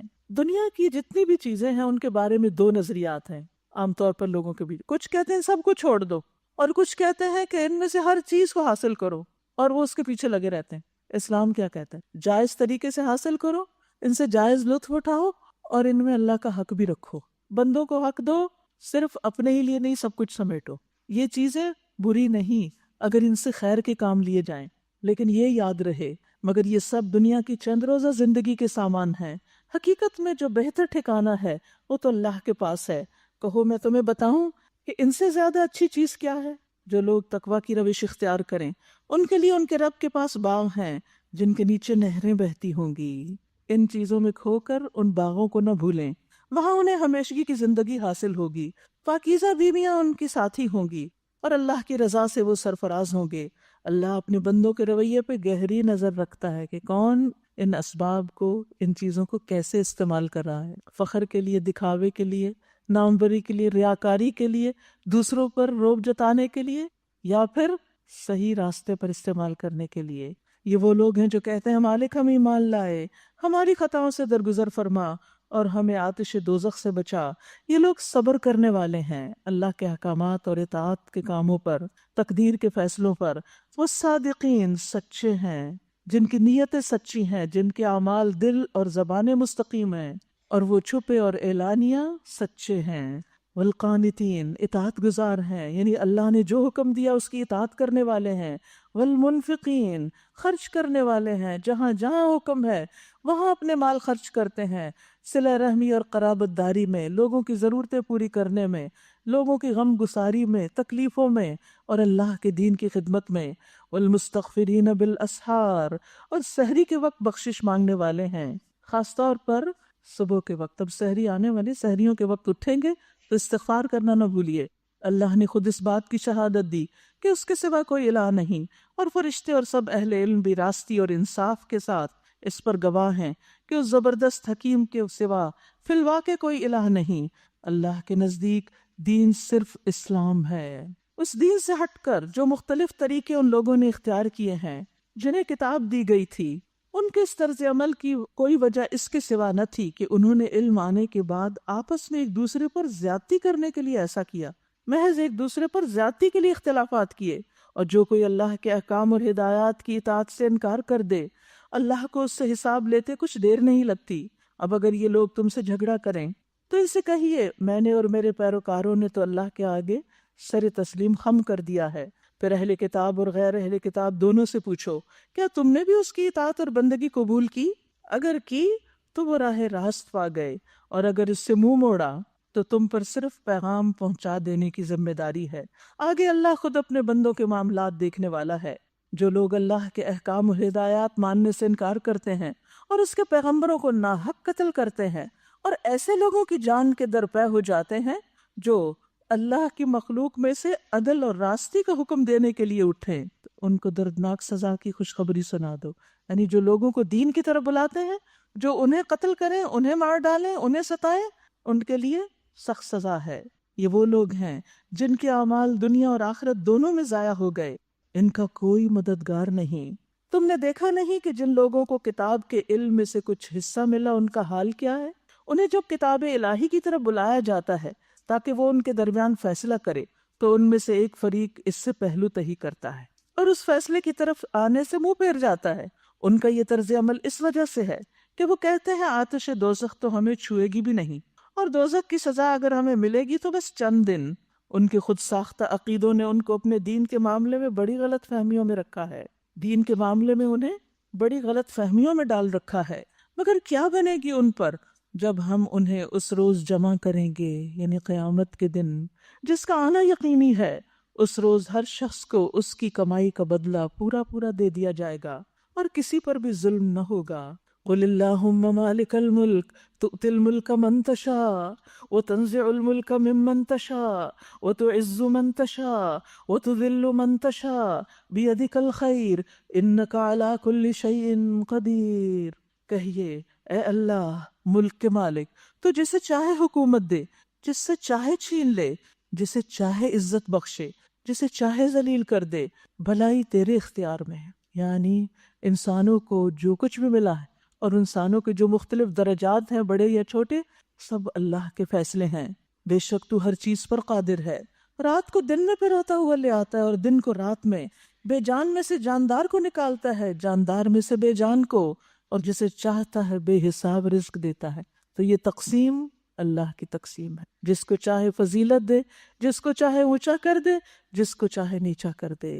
اور زندگی میں حالات ایک جیسے نہیں ہوتے، کبھی دن ہوتا ہے، کبھی رات ہوتی ہے، کبھی زندگی ہوتی ہے، کسی کے آنے کی خبر ہوتی ہے اور کسی کے دنیا سے جانے کی خبر ہوتی ہے۔ یہ جو کچھ بھی ہو رہا ہے اس دنیا میں، یہ سب اللہ کے حکم سے ہو رہا ہے، ان سب کے پیچھے اسی کا ہاتھ ہے۔ مومن اہل ایمان کو چھوڑ کر کافروں کو اپنا رفیق اور دوست ہرگز نہ بنائے، جو ایسا کرے گا اس کا اللہ سے کوئی تعلق نہیں۔ ہاں یہ معاف ہے کہ تم ان کے ظلم سے بچنے کے لیے بظاہر ایسا طرز عمل اختیار کر جاؤ، مگر اللہ تمہیں اپنے آپ سے ڈراتا ہے۔ اللہ سے ڈرنے کی ضرورت ہے ہم سب کو، اور تمہیں اسی کی طرف پلٹ کے جانا ہے۔ اے نبی، لوگوں کو خبردار کر دیجئے کہ تمہارے دلوں میں جو کچھ ہے اسے خواہ تم چھپاؤ یا ظاہر کرو، اللہ بہرحال اس کو جانتا ہے۔ اللہ کے سوا کوئی نہیں جانتا کسی کے دل میں کیا ہے، وہ جانتا ہے۔ زمین و آسمان کی کوئی چیز اس کے علم سے باہر نہیں، اس کا اقتدار ہر چیز پہ حاوی ہے، وہ ہر چیز پہ قدرت رکھتا ہے۔ وہ دن آنے والا ہے جب ہر نفس اپنے کیے کا پھل حاضر پائے گا، خواہ اس نے بھلائی کی ہو یا برائی۔ وہ دن روز جزا ہے اور اس کا مالک یوم الدین ہے۔ اس روز آدمی یہ تمنا کرے گا کہ کاش ابھی یہ دن اس سے بہت دور ہوتا، کاش ابھی قیامت نہ آتی۔ اللہ تمہیں اپنے آپ سے ڈراتا ہے۔ یاد رکھیے، اللہ محبت بھی کرتا ہے لیکن اللہ ڈراتا بھی ہے۔ کس کو ڈراتا ہے؟ غلط کام کرنے والوں کو، تاکہ وہ اللہ سے ڈر کر اس کو چھوڑ دیں۔ وہ اپنے بندوں کا نہایت خیر خواہ ہے، یعنی ساتھ ہی فرمایا واللہ رؤوف بالعباد، ڈراتا بھی ہے اور شفقت بھی کرتا ہے۔ قل ان کنتم تحبون اللہ فاتبعونی یحببکم اللہ ویغفر لکم ذنوبکم۔ اے نبی، لوگوں سے کہہ دیجئے اگر تم حقیقت میں اللہ سے محبت رکھتے ہو تو میری پیروی اختیار کرو، محمد صلی اللہ علیہ وسلم کی سنت کی پیروی کرو۔ فائدہ کیا ہوگا؟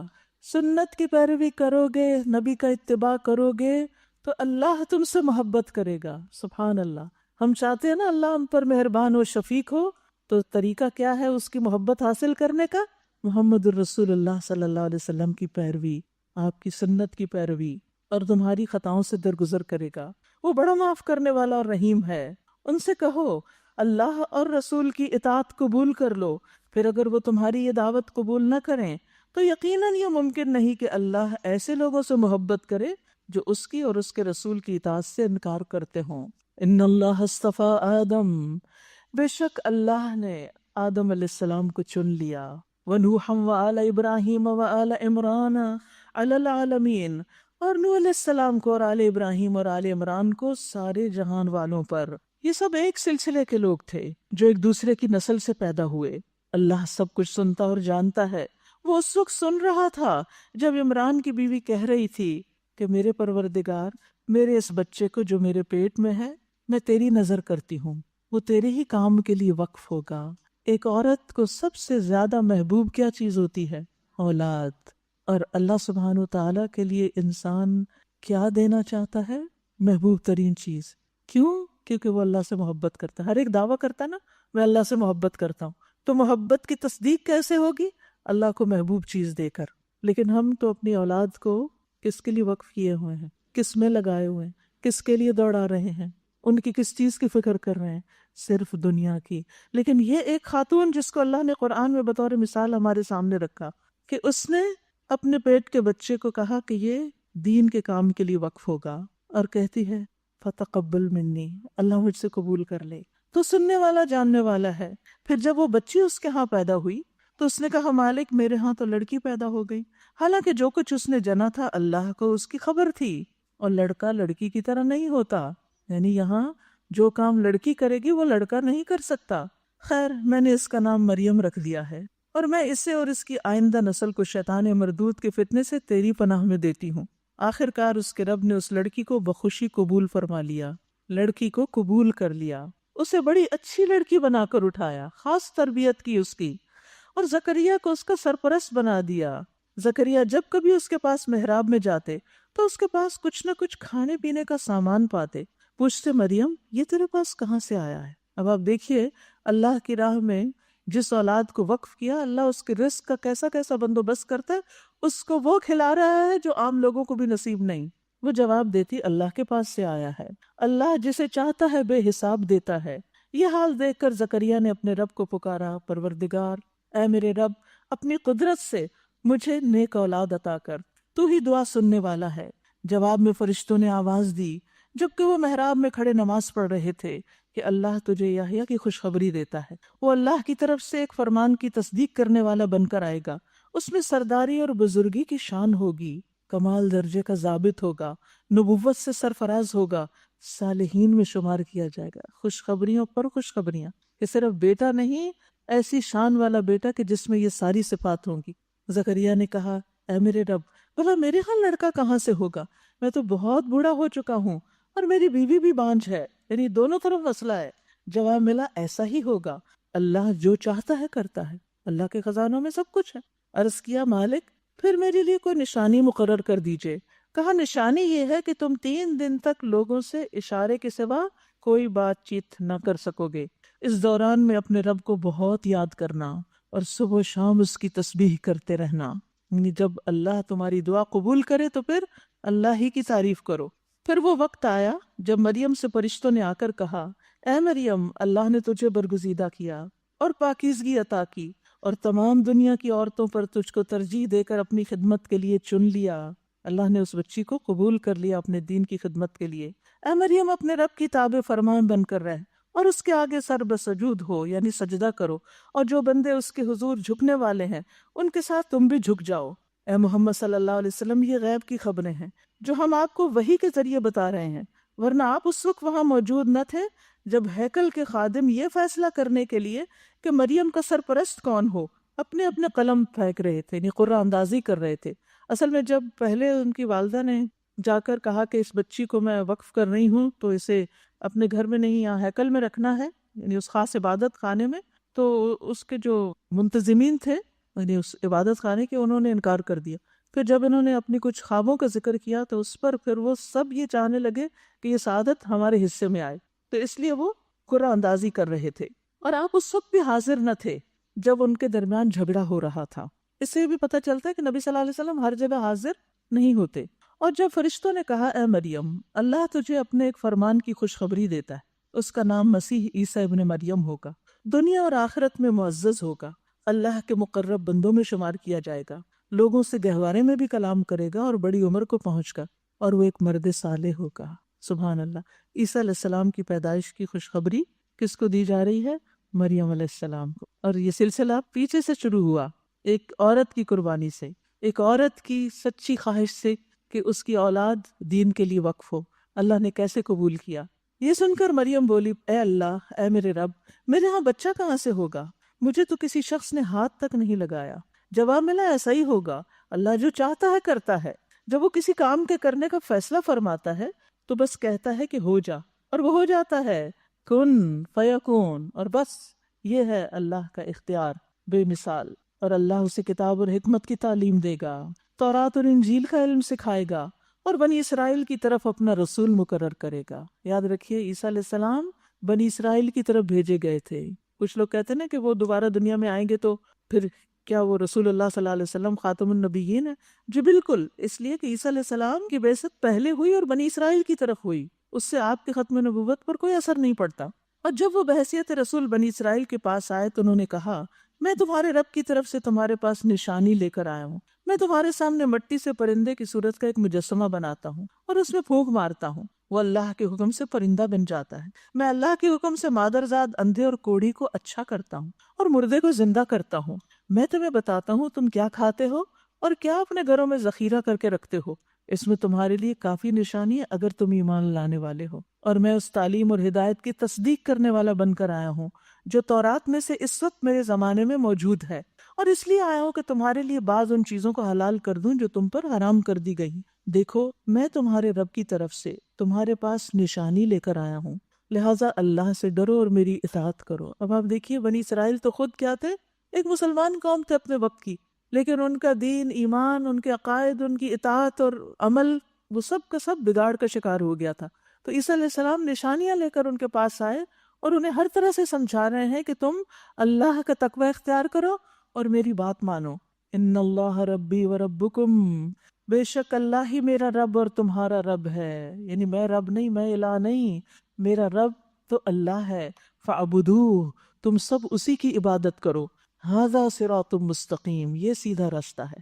آپ دیکھیے کہ ہر پیغمبر نے لوگوں کو اللہ کے اسی سیدھے رستے کی طرف بلایا اور ان کو اللہ کی عبادت ہی کا حکم دیا، اپنے آپ کو کبھی بھی الہ بنا کر پیش نہیں کیا۔ جب عیسیٰ علیہ السلام نے محسوس کیا کہ بنی اسرائیل کفر اور انکار پر آمادہ ہیں تو اس نے کہا، کون اللہ کی راہ میں میرا مددگار ہوتا ہے؟ قال من انصاری الی اللہ قال الحواریون نحن انصار اللہ۔ حواریوں نے جواب دیا، ہم اللہ کے مددگار ہیں۔ اللہ کو مدد چاہیے؟ نہیں، اللہ کے دین کے کام میں مددگار، اللہ کے دین کو پھیلانے کے لیے، آگے بڑھانے کے لیے ہم اللہ پر ایمان لائے۔ تو داعی کی پہلی صفت کیا ہوتی ہے؟ انصار اللہ کی پہلی صفت کیا ہے؟ آمنا باللہ، اللہ پر ایمان اور یقین، واشہد بأننا مسلمون، اور آپ گواہ رہیے کہ ہم مسلمان ہیں، اللہ کے فرما بردار ہیں۔ یعنی جو لوگوں کو دین کی طرف بلائے اسے خود بھی اس پر عمل کرنا چاہیے۔ اے ہمارے رب، ہم ایمان لائے اس چیز پر جو آپ نے اتاری اور ہم نے پیروی کی رسول کی، آپ ہمارا نام گواہی دینے والوں میں لکھ لیجئے۔ پھر بنی اسرائیل خفیہ تدبیریں کرنے لگے عیسیٰ علیہ السلام کے خلاف، کیونکہ وہ ان کو حق کی طرف بلاتے تھے، دین کی طرف بلاتے تھے، اور بنی اسرائیل نے پیچھے جیسے گزرا آپ نے پڑھا کہ انہوں نے پیغمبروں کو قتل کر دیا، وہ ان کے قتل کے درپے ہو گئے اور اس کے لیے چالیں چلنے لگے، تو وہ خفیہ تدبیریں کرنے لگے۔ جواب میں اللہ نے بھی اپنی خفیہ تدبیر کی، اور ایسی تدبیروں میں اللہ سب سے بڑھ کر ہے۔ اللہ کی خفیہ تدبیر کیا تھی؟ جب اس نے کہا، اے عیسیٰ اب میں تجھے واپس لے لوں گا اور تجھے اپنی طرف اٹھا لوں گا، اور جنہوں نے تیرا انکار کیا ان سے، یعنی ان کے بیچ میں تجھے رہنے سے اور اس ماحول سے تمہیں نکال لوں گا، اس سے تجھے پاک کر دوں گا، اور تیری پیروی کرنے والوں کو قیامت تک ان لوگوں پر بلند رکھوں گا، بالادست رکھوں گا جنہوں نے تیرا انکار کیا۔ پھر تم سب کو آخر کار میرے پاس آنا ہے، اس وقت میں ان باتوں کا فیصلہ کر دوں گا جن میں تمہارے درمیان اختلاف ہوا ہے۔ جن لوگوں نے کفر اور انکار کی روش اختیار کی ہے انہیں دنیا اور آخرت دونوں میں سزا دوں گا، اور وہ کوئی مددگار نہ پائیں گے، اور جنہوں نے ایمان اور نیک عملی کا رویہ اختیار کیا انہیں ان کے اجر پورے پورے دے دیے جائیں گے۔ اور خوب جان لیجئے کہ ظالموں سے اللہ ہرگز محبت نہیں کرتا۔ یاد رکھیے یہاں اس پارے میں ظلم کا لفظ بھی بار بار آیا ہے، اللہ ظالموں سے محبت نہیں رکھتا، تو اس لیے کبھی کسی پر ظلم نہ کرنا، ظلم سے بچنا۔ یہ آیات اور حکمت سے لبریز تذکرے ہیں جو ہم آپ کو سنا رہے ہیں۔ اللہ کے نزدیک عیسیٰ کی مثال آدم کی سی ہے کہ اللہ نے اسے مٹی سے پیدا کیا اور حکم دیا کہ ہو جا، اور وہ ہو گیا۔ آدم علیہ السلام مٹی سے بنائے گئے اور اللہ کے حکم سے ان میں جان پڑ گئی، تو عیسیٰ علیہ السلام بھی بغیر باپ کے اللہ کے حکم سے پیدا ہوئے، کلمہ کن سے۔ یہ اصل حقیقت ہے جو تمہارے رب کی طرف سے بتائی جا رہی ہے، اور تم ان لوگوں میں شامل نہ ہو جو اس میں شک کرتے ہیں۔ یہ علم آ جانے کے بعد اب جو کوئی اس معاملے میں آپ سے جھگڑا کرے تو اے محمد صلی اللہ علیہ وسلم اس سے کہیے کہ آؤ ہم اور تم خود بھی آ جائیں اور اپنے اپنے بال بچوں کو بھی لے آئیں، اور اللہ سے دعا کریں کہ جو جھوٹا ہو اس پر اللہ کی لعنت۔ یہ بالکل صحیح واقعات ہیں، اور حقیقت یہ ہے کہ اللہ کے سوا کوئی الہ نہیں، اور وہ اللہ ہی کی ہستی ہے جس کی طاقت سب سے بالا اور جس کی حکمت نظام عالم میں کار فرما ہے۔ بس اگر یہ لوگ اس شرط پر مقابلے میں آنے سے منہ موڑیں تو ان کا مفسد ہونا صاف کھل جائے گا، اور اللہ تو مفسدوں کے حال سے واقف ہی ہے۔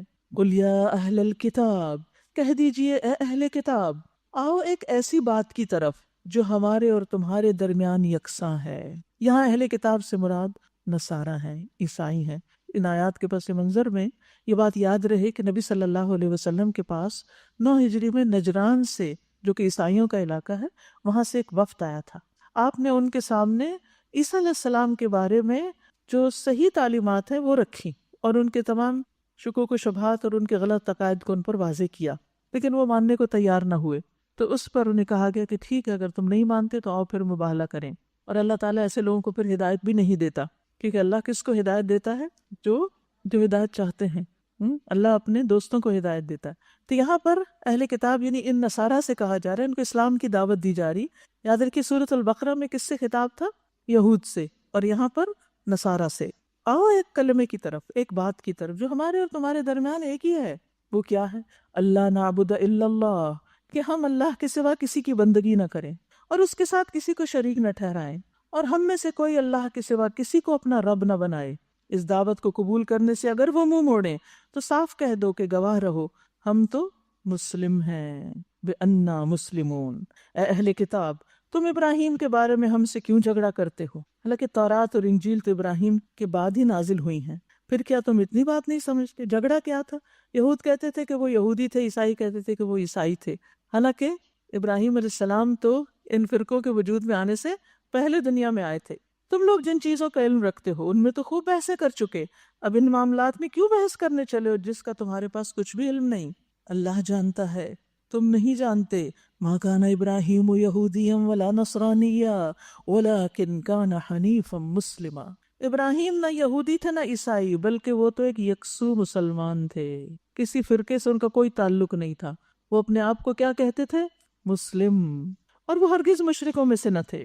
ابراہیم سے نسبت رکھنے کا سب سے زیادہ حق اگر کسی کو پہنچتا ہے تو ان لوگوں کو پہنچتا ہے جنہوں نے اس کی پیروی کی، اور اب یہ نبی اور اس کے ماننے والے اس نسبت کے زیادہ حقدار ہیں۔ اللہ صرف انہی کا حامی و مددگار ہے جو ایمان رکھتے ہوں۔ واللہ ولی المؤمنین۔ پھر ایمان کی بات ہے۔ اے ایمان لانے والو، اہل کتاب میں سے ایک گروہ چاہتا ہے کہ کسی طرح تمہیں راہ راست سے ہٹا دے، حالانکہ در حقیقت وہ اپنے سوا کسی کو گمراہی میں نہیں ڈال رہے، مگر انہیں اس کا شعور نہیں۔ اے اہل کتاب، کیوں اللہ کی آیات کا انکار کرتے ہو حالانکہ تم خود ان کا مشاہدہ کرتے ہو؟ اے اہل کتاب، کیوں حق کو باطل کا رنگ چڑھا کر مشتبہ بناتے ہو؟ کیوں جانتے بوجھتے حق کو چھپاتے ہو؟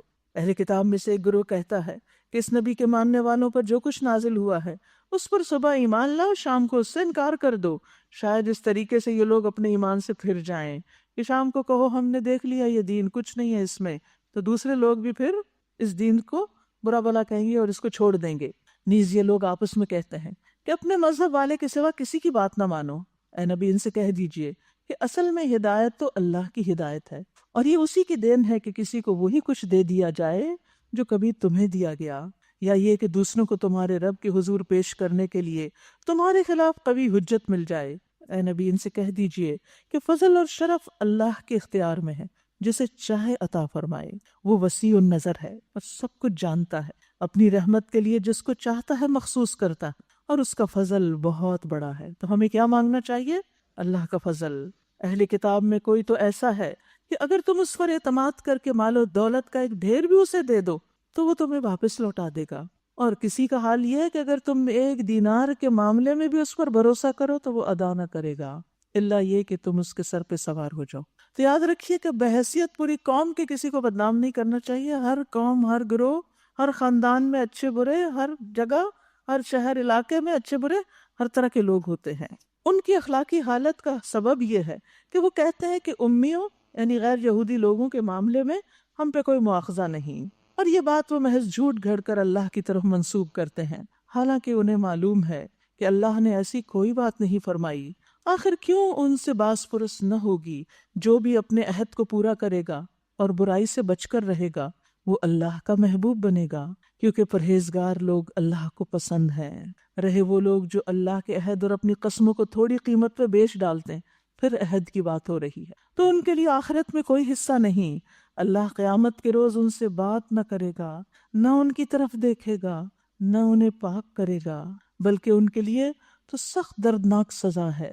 تو یاد رکھیے کہ اللہ کے عہد نبھانے چاہیے، اور دنیا کے تھوڑے تھوڑے فائدوں کے لیے ان کمٹمنٹس کو چھوڑنا نہیں چاہیے۔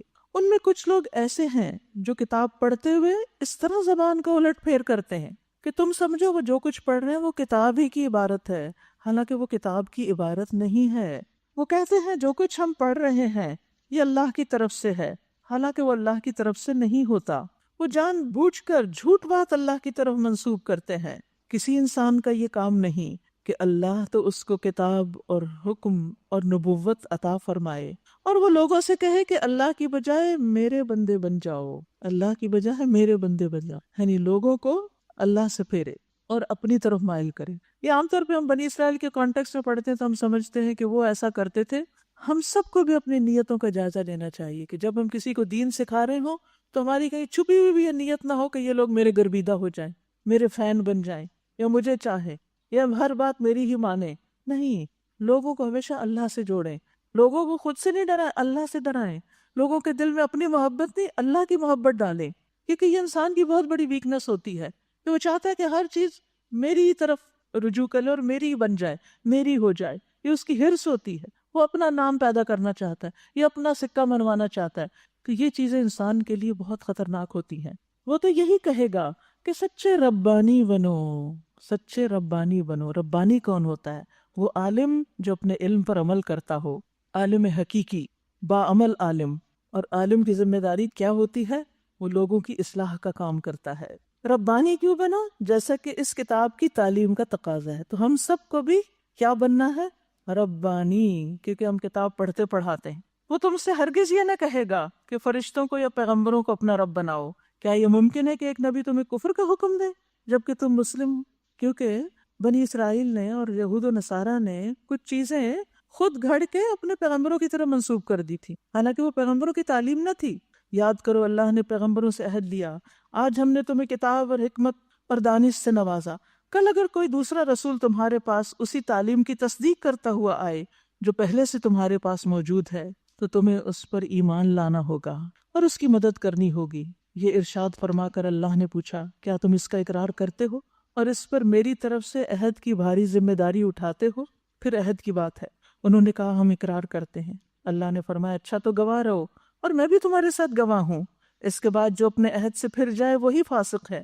افغیر دین اللہ یبغون، اب کیا یہ لوگ اللہ کی اطاعت کا طریقہ، یہ دین چھوڑ کر کوئی اور طریقہ چاہتے ہیں؟ حالانکہ آسمان و زمین کی ساری چیزیں چاروں ناچار اللہ ہی کی تابع فرمان ہیں، مسلم ہیں۔ مسلم کون ہوتا ہے؟ اطاعت گزار، فرما بردار۔ سورج کس کے حکم سے چل رہا ہے؟ چاند کس کے حکم سے روشنی دیتا ہے؟ آسمان کس کے حکم سے تھمے ہوئے ہیں کہ گر نہیں پڑتے؟ بادلوں پہ کس کا حکم ہے؟ اس زمین پہ یہ جو چیزیں ہم کھاتے ہیں وہ کس کے حکم سے اگتی ہیں؟ ان میں مٹھاس کون پیدا کرتا ہے؟ ان کو ہمارے فائدے کا کون بناتا ہے؟ سب کچھ اللہ کرتا ہے۔ جب سب کچھ اللہ کرتا ہے اور یہ ساری چیزیں اللہ کا حکم مانتی ہیں تو پھر مجھے اور آپ کو جن کے لیے یہ سب کچھ بنایا گیا ہے اور جو یہ سب کچھ استعمال کر رہے ہیں انہیں کیا کرنا چاہیے؟ انہیں بھی اللہ کی بات ماننی چاہیے۔ اگر ہر چیز اللہ کے اذن سے ہو رہی ہے اور اللہ کا حکم مانتی ہے، اللہ کے حکم کی پابند ہے، تو پھر اللہ ہی تو بڑا ہے اور اسی کی طرف ہمیں رجوع کرنا چاہیے۔ اے نبی کہو کہ ہم اللہ کو مانتے ہیں، اس تعلیم کو مانتے ہیں جو ہم پر نازل کی گئی، ان تعلیمات کو بھی مانتے ہیں جو ابراہیم علیہ السلام، اسماعیل علیہ السلام، اسحاق علیہ السلام، یعقوب علیہ السلام اور اولاد یعقوب پر نازل ہوئی تھی، اور ان ہدایات پر بھی ایمان رکھتے ہیں جو موسیٰ اور عیسیٰ علیہ السلام اور دوسرے پیغمبروں کو ان کے رب کی طرف سے دی گئی تھیں۔ کیا دیا گیا تھا؟ ہر پیغمبر کو کیا تعلیم دی گئی؟ لوگوں اللہ کی عبادت کرو۔ اور اس تعلیم کو پڑھنے پڑھانے سے انسان کیا بنے؟ ربانی، رب والا بن جائے۔ پڑھانے والا بھی رب کی طرف رجوع کرے اور پڑھنے والے بھی رب کی طرف جائیں۔ ہر پیغمبر نے لوگوں کو رب سے جوڑا، ہم ان کے درمیان فرق نہیں کرتے اور ہم اللہ کے تابع فرمان یعنی مسلم ہیں۔ اس فرما برداری یعنی اسلام کے سوا جو شخص کوئی اور طریقہ اختیار کرنا چاہے گا اس کا وہ طریقہ ہرگز قبول نہ کیا جائے گا اور آخرت میں وہ ناکام و نامراد ہو۔ وَمَن يَبْتَغِ غَيْرَ الْإِسْلَامِ دِينًا فَلَن يُقْبَلَ مِنْهُ وَهُوَ فِي الْآخِرَةِ مِنَ الْخَاسِرِينَ۔ ایک دوسری جگہ پر آتا ہے إِنَّ الدِّينَ عِندَ اللَّهِ الْإِسْلَامِ، دین اللہ کے نزدیک اسلام ہی ہے، وہی قبول ہوگا۔ لہٰذا نبی صلی اللہ علیہ وسلم کے آنے کے بعد دنیا میں جتنے بھی لوگ ہیں ان سب کے لیے یہی تعلیم ہے، یعنی آپ صلی اللہ علیہ وسلم کی جو رسالت ہے وہ رہتی دنیا تک کے لیے ہے۔ باقی پیغمبر اپنی اپنی قوم کے لیے آئے تھے، آپ کی تعلیم صرف اس دور کے لیے نہیں تھی، آپ کی رسالت صرف اس دور کے لیے نہیں، آپ کی رسالت آج کے لیے بھی ہے اور وہ کل کے لیے بھی ہے، قیامت تک کے لیے آپ سب کے لیے آخری رسول ہیں۔ لہٰذا سب کے اوپر کیا ذمہ داری بنتی ہے کہ جو صاف ستھرا دین آپ نے پیش کیا اس کو قبول کریں، اپنی زندگی کا حصہ بنائیں، اس کے مطابق چلیں۔ کل قیامت کے دن اسی کے مطابق جائزہ لیا جائے گا کہ کیا کر کے آئے ہو۔ اب دیکھیے جیسے ایک امتحان ہوتا ہے نا، ایک امتحانی پرچہ ہوتا ہے، تو اس میں جواب کس کے مطابق چیک کیے جاتے ہیں؟ جو پہلے تعلیم دی گئی ہوتی ہے نا، جو آپ کو پڑھایا گیا ہوتا ہے اس کے مطابق، جو آپ کا ٹیکسٹ یا نصاب یا سلیبس ہوتا ہے۔ اسی طرح قیامت کے دن ہمارے اعمال اچھے ہیں کہ نہیں، ان کو کس طرح پرکھا جائے گا کہ یہ قرآن و سنت کے مطابق ہیں یا نہیں۔ ایک شخص بڑے سے بڑا کارنامہ کر لے لیکن وہ اس تعلیم کے خلاف جا رہا ہو تو اس کا کچھ اجر اس کو نہیں ملے گا اس کی محنت کا۔ لہٰذا کسی بھی کام کے کرتے ہوئے ہمارا طریقہ درست ہونا چاہیے، وہی دین ہے دراصل۔ کیسے ہو سکتا ہے اللہ ان لوگوں کو ہدایت بخشے جنہوں نے نعمت ایمان پا لینے کے بعد پھر کفر اختیار کیا، حالانکہ وہ خود اس بات پر گواہی دے چکے ہیں کہ یہ رسول حق پر ہے اور ان کے پاس روشن نشانیاں بھی آ چکی۔ اللہ ظالموں کو ہدایت نہیں دیا کرتا۔ ان کے ظلم کا صحیح بدلہ یہی ہے کہ ان پر اللہ اور فرشتوں اور تمام انسانوں کی لعنت۔ اسی حالت میں وہ ہمیشہ رہیں گے، نہ ان کی سزا میں تخفیف ہوگی نہ انہیں مہلت دی جائے گی۔ البتہ وہ لوگ بچ جائیں گے جو اس کے بعد توبہ کر کے اپنے طرز عمل کی اصلاح کر لیں۔ اللہ بخشنے والا مہربان ہے، رحیم ہے۔ مگر جن لوگوں نے ایمان لانے کے بعد کفر اختیار کیا پھر اپنے کفر میں بڑھتے چلے گئے، ان کی تو توبہ بھی قبول نہ ہوگی۔ ایسے لوگ تو پکے گمراہ ہیں۔ یقین رکھو جنہوں نے کفر اختیار کیا اور کفر ہی کی حالت میں جان دی، ان میں سے کوئی اگر اپنے آپ کو سزا سے بچانے کے لیے ساری زمین بھر کر بھی سونا فدیے میں دے تو اسے قبول نہ کیا جائے گا۔ ایسے لوگوں کے لیے دردناک سزا تیار ہے۔ اولئک لہم عذاب علیم وما لہم من ناصرین، اور وہ اپنا کوئی مددگار نہ پائیں گے۔ حضرت انس کہتے ہیں نبی صلی اللہ علیہ وسلم سے روایت کرتے ہوئے کہ آپ نے فرمایا اللہ تعالیٰ قیامت کے دن دوزخ کا سب سے ہلکا عذاب پانے والے سے پوچھے گا، اگر تجھے روئے زمین کی ساری چیزیں مل جائیں، یعنی اس زمین پہ جو کچھ ہے ساری دولت تجھے مل جائے تو کیا تم فدیے میں دو گے؟ وہ کہے گا ہاں بالکل دوں گا۔ اللہ تعالیٰ فرمائے گا میں نے تجھ سے اس سے زیادہ آسان چیز کا مطالبہ کیا تھا جب تو آدم کی پیٹھ میں تھا، یعنی تو ابھی پیدا نہیں ہوا تھا، کہ میرے ساتھ کسی کو شریک نہ کرنا، لیکن تو میرے شرک پر مصر رہا۔ دنیا میں تو نے اللہ کی نافرمانی کی۔ اللہ تعالیٰ ہم سب کو اس سے محفوظ رکھے اور دنیا میں ہی ہم توبہ کر کے اللہ کے حضور واپس جائیں۔ وآخر دعوانا ان الحمد للہ رب العالمین۔ سبحانک اللہم و بحمدک اشہد ان لا الہ الا انت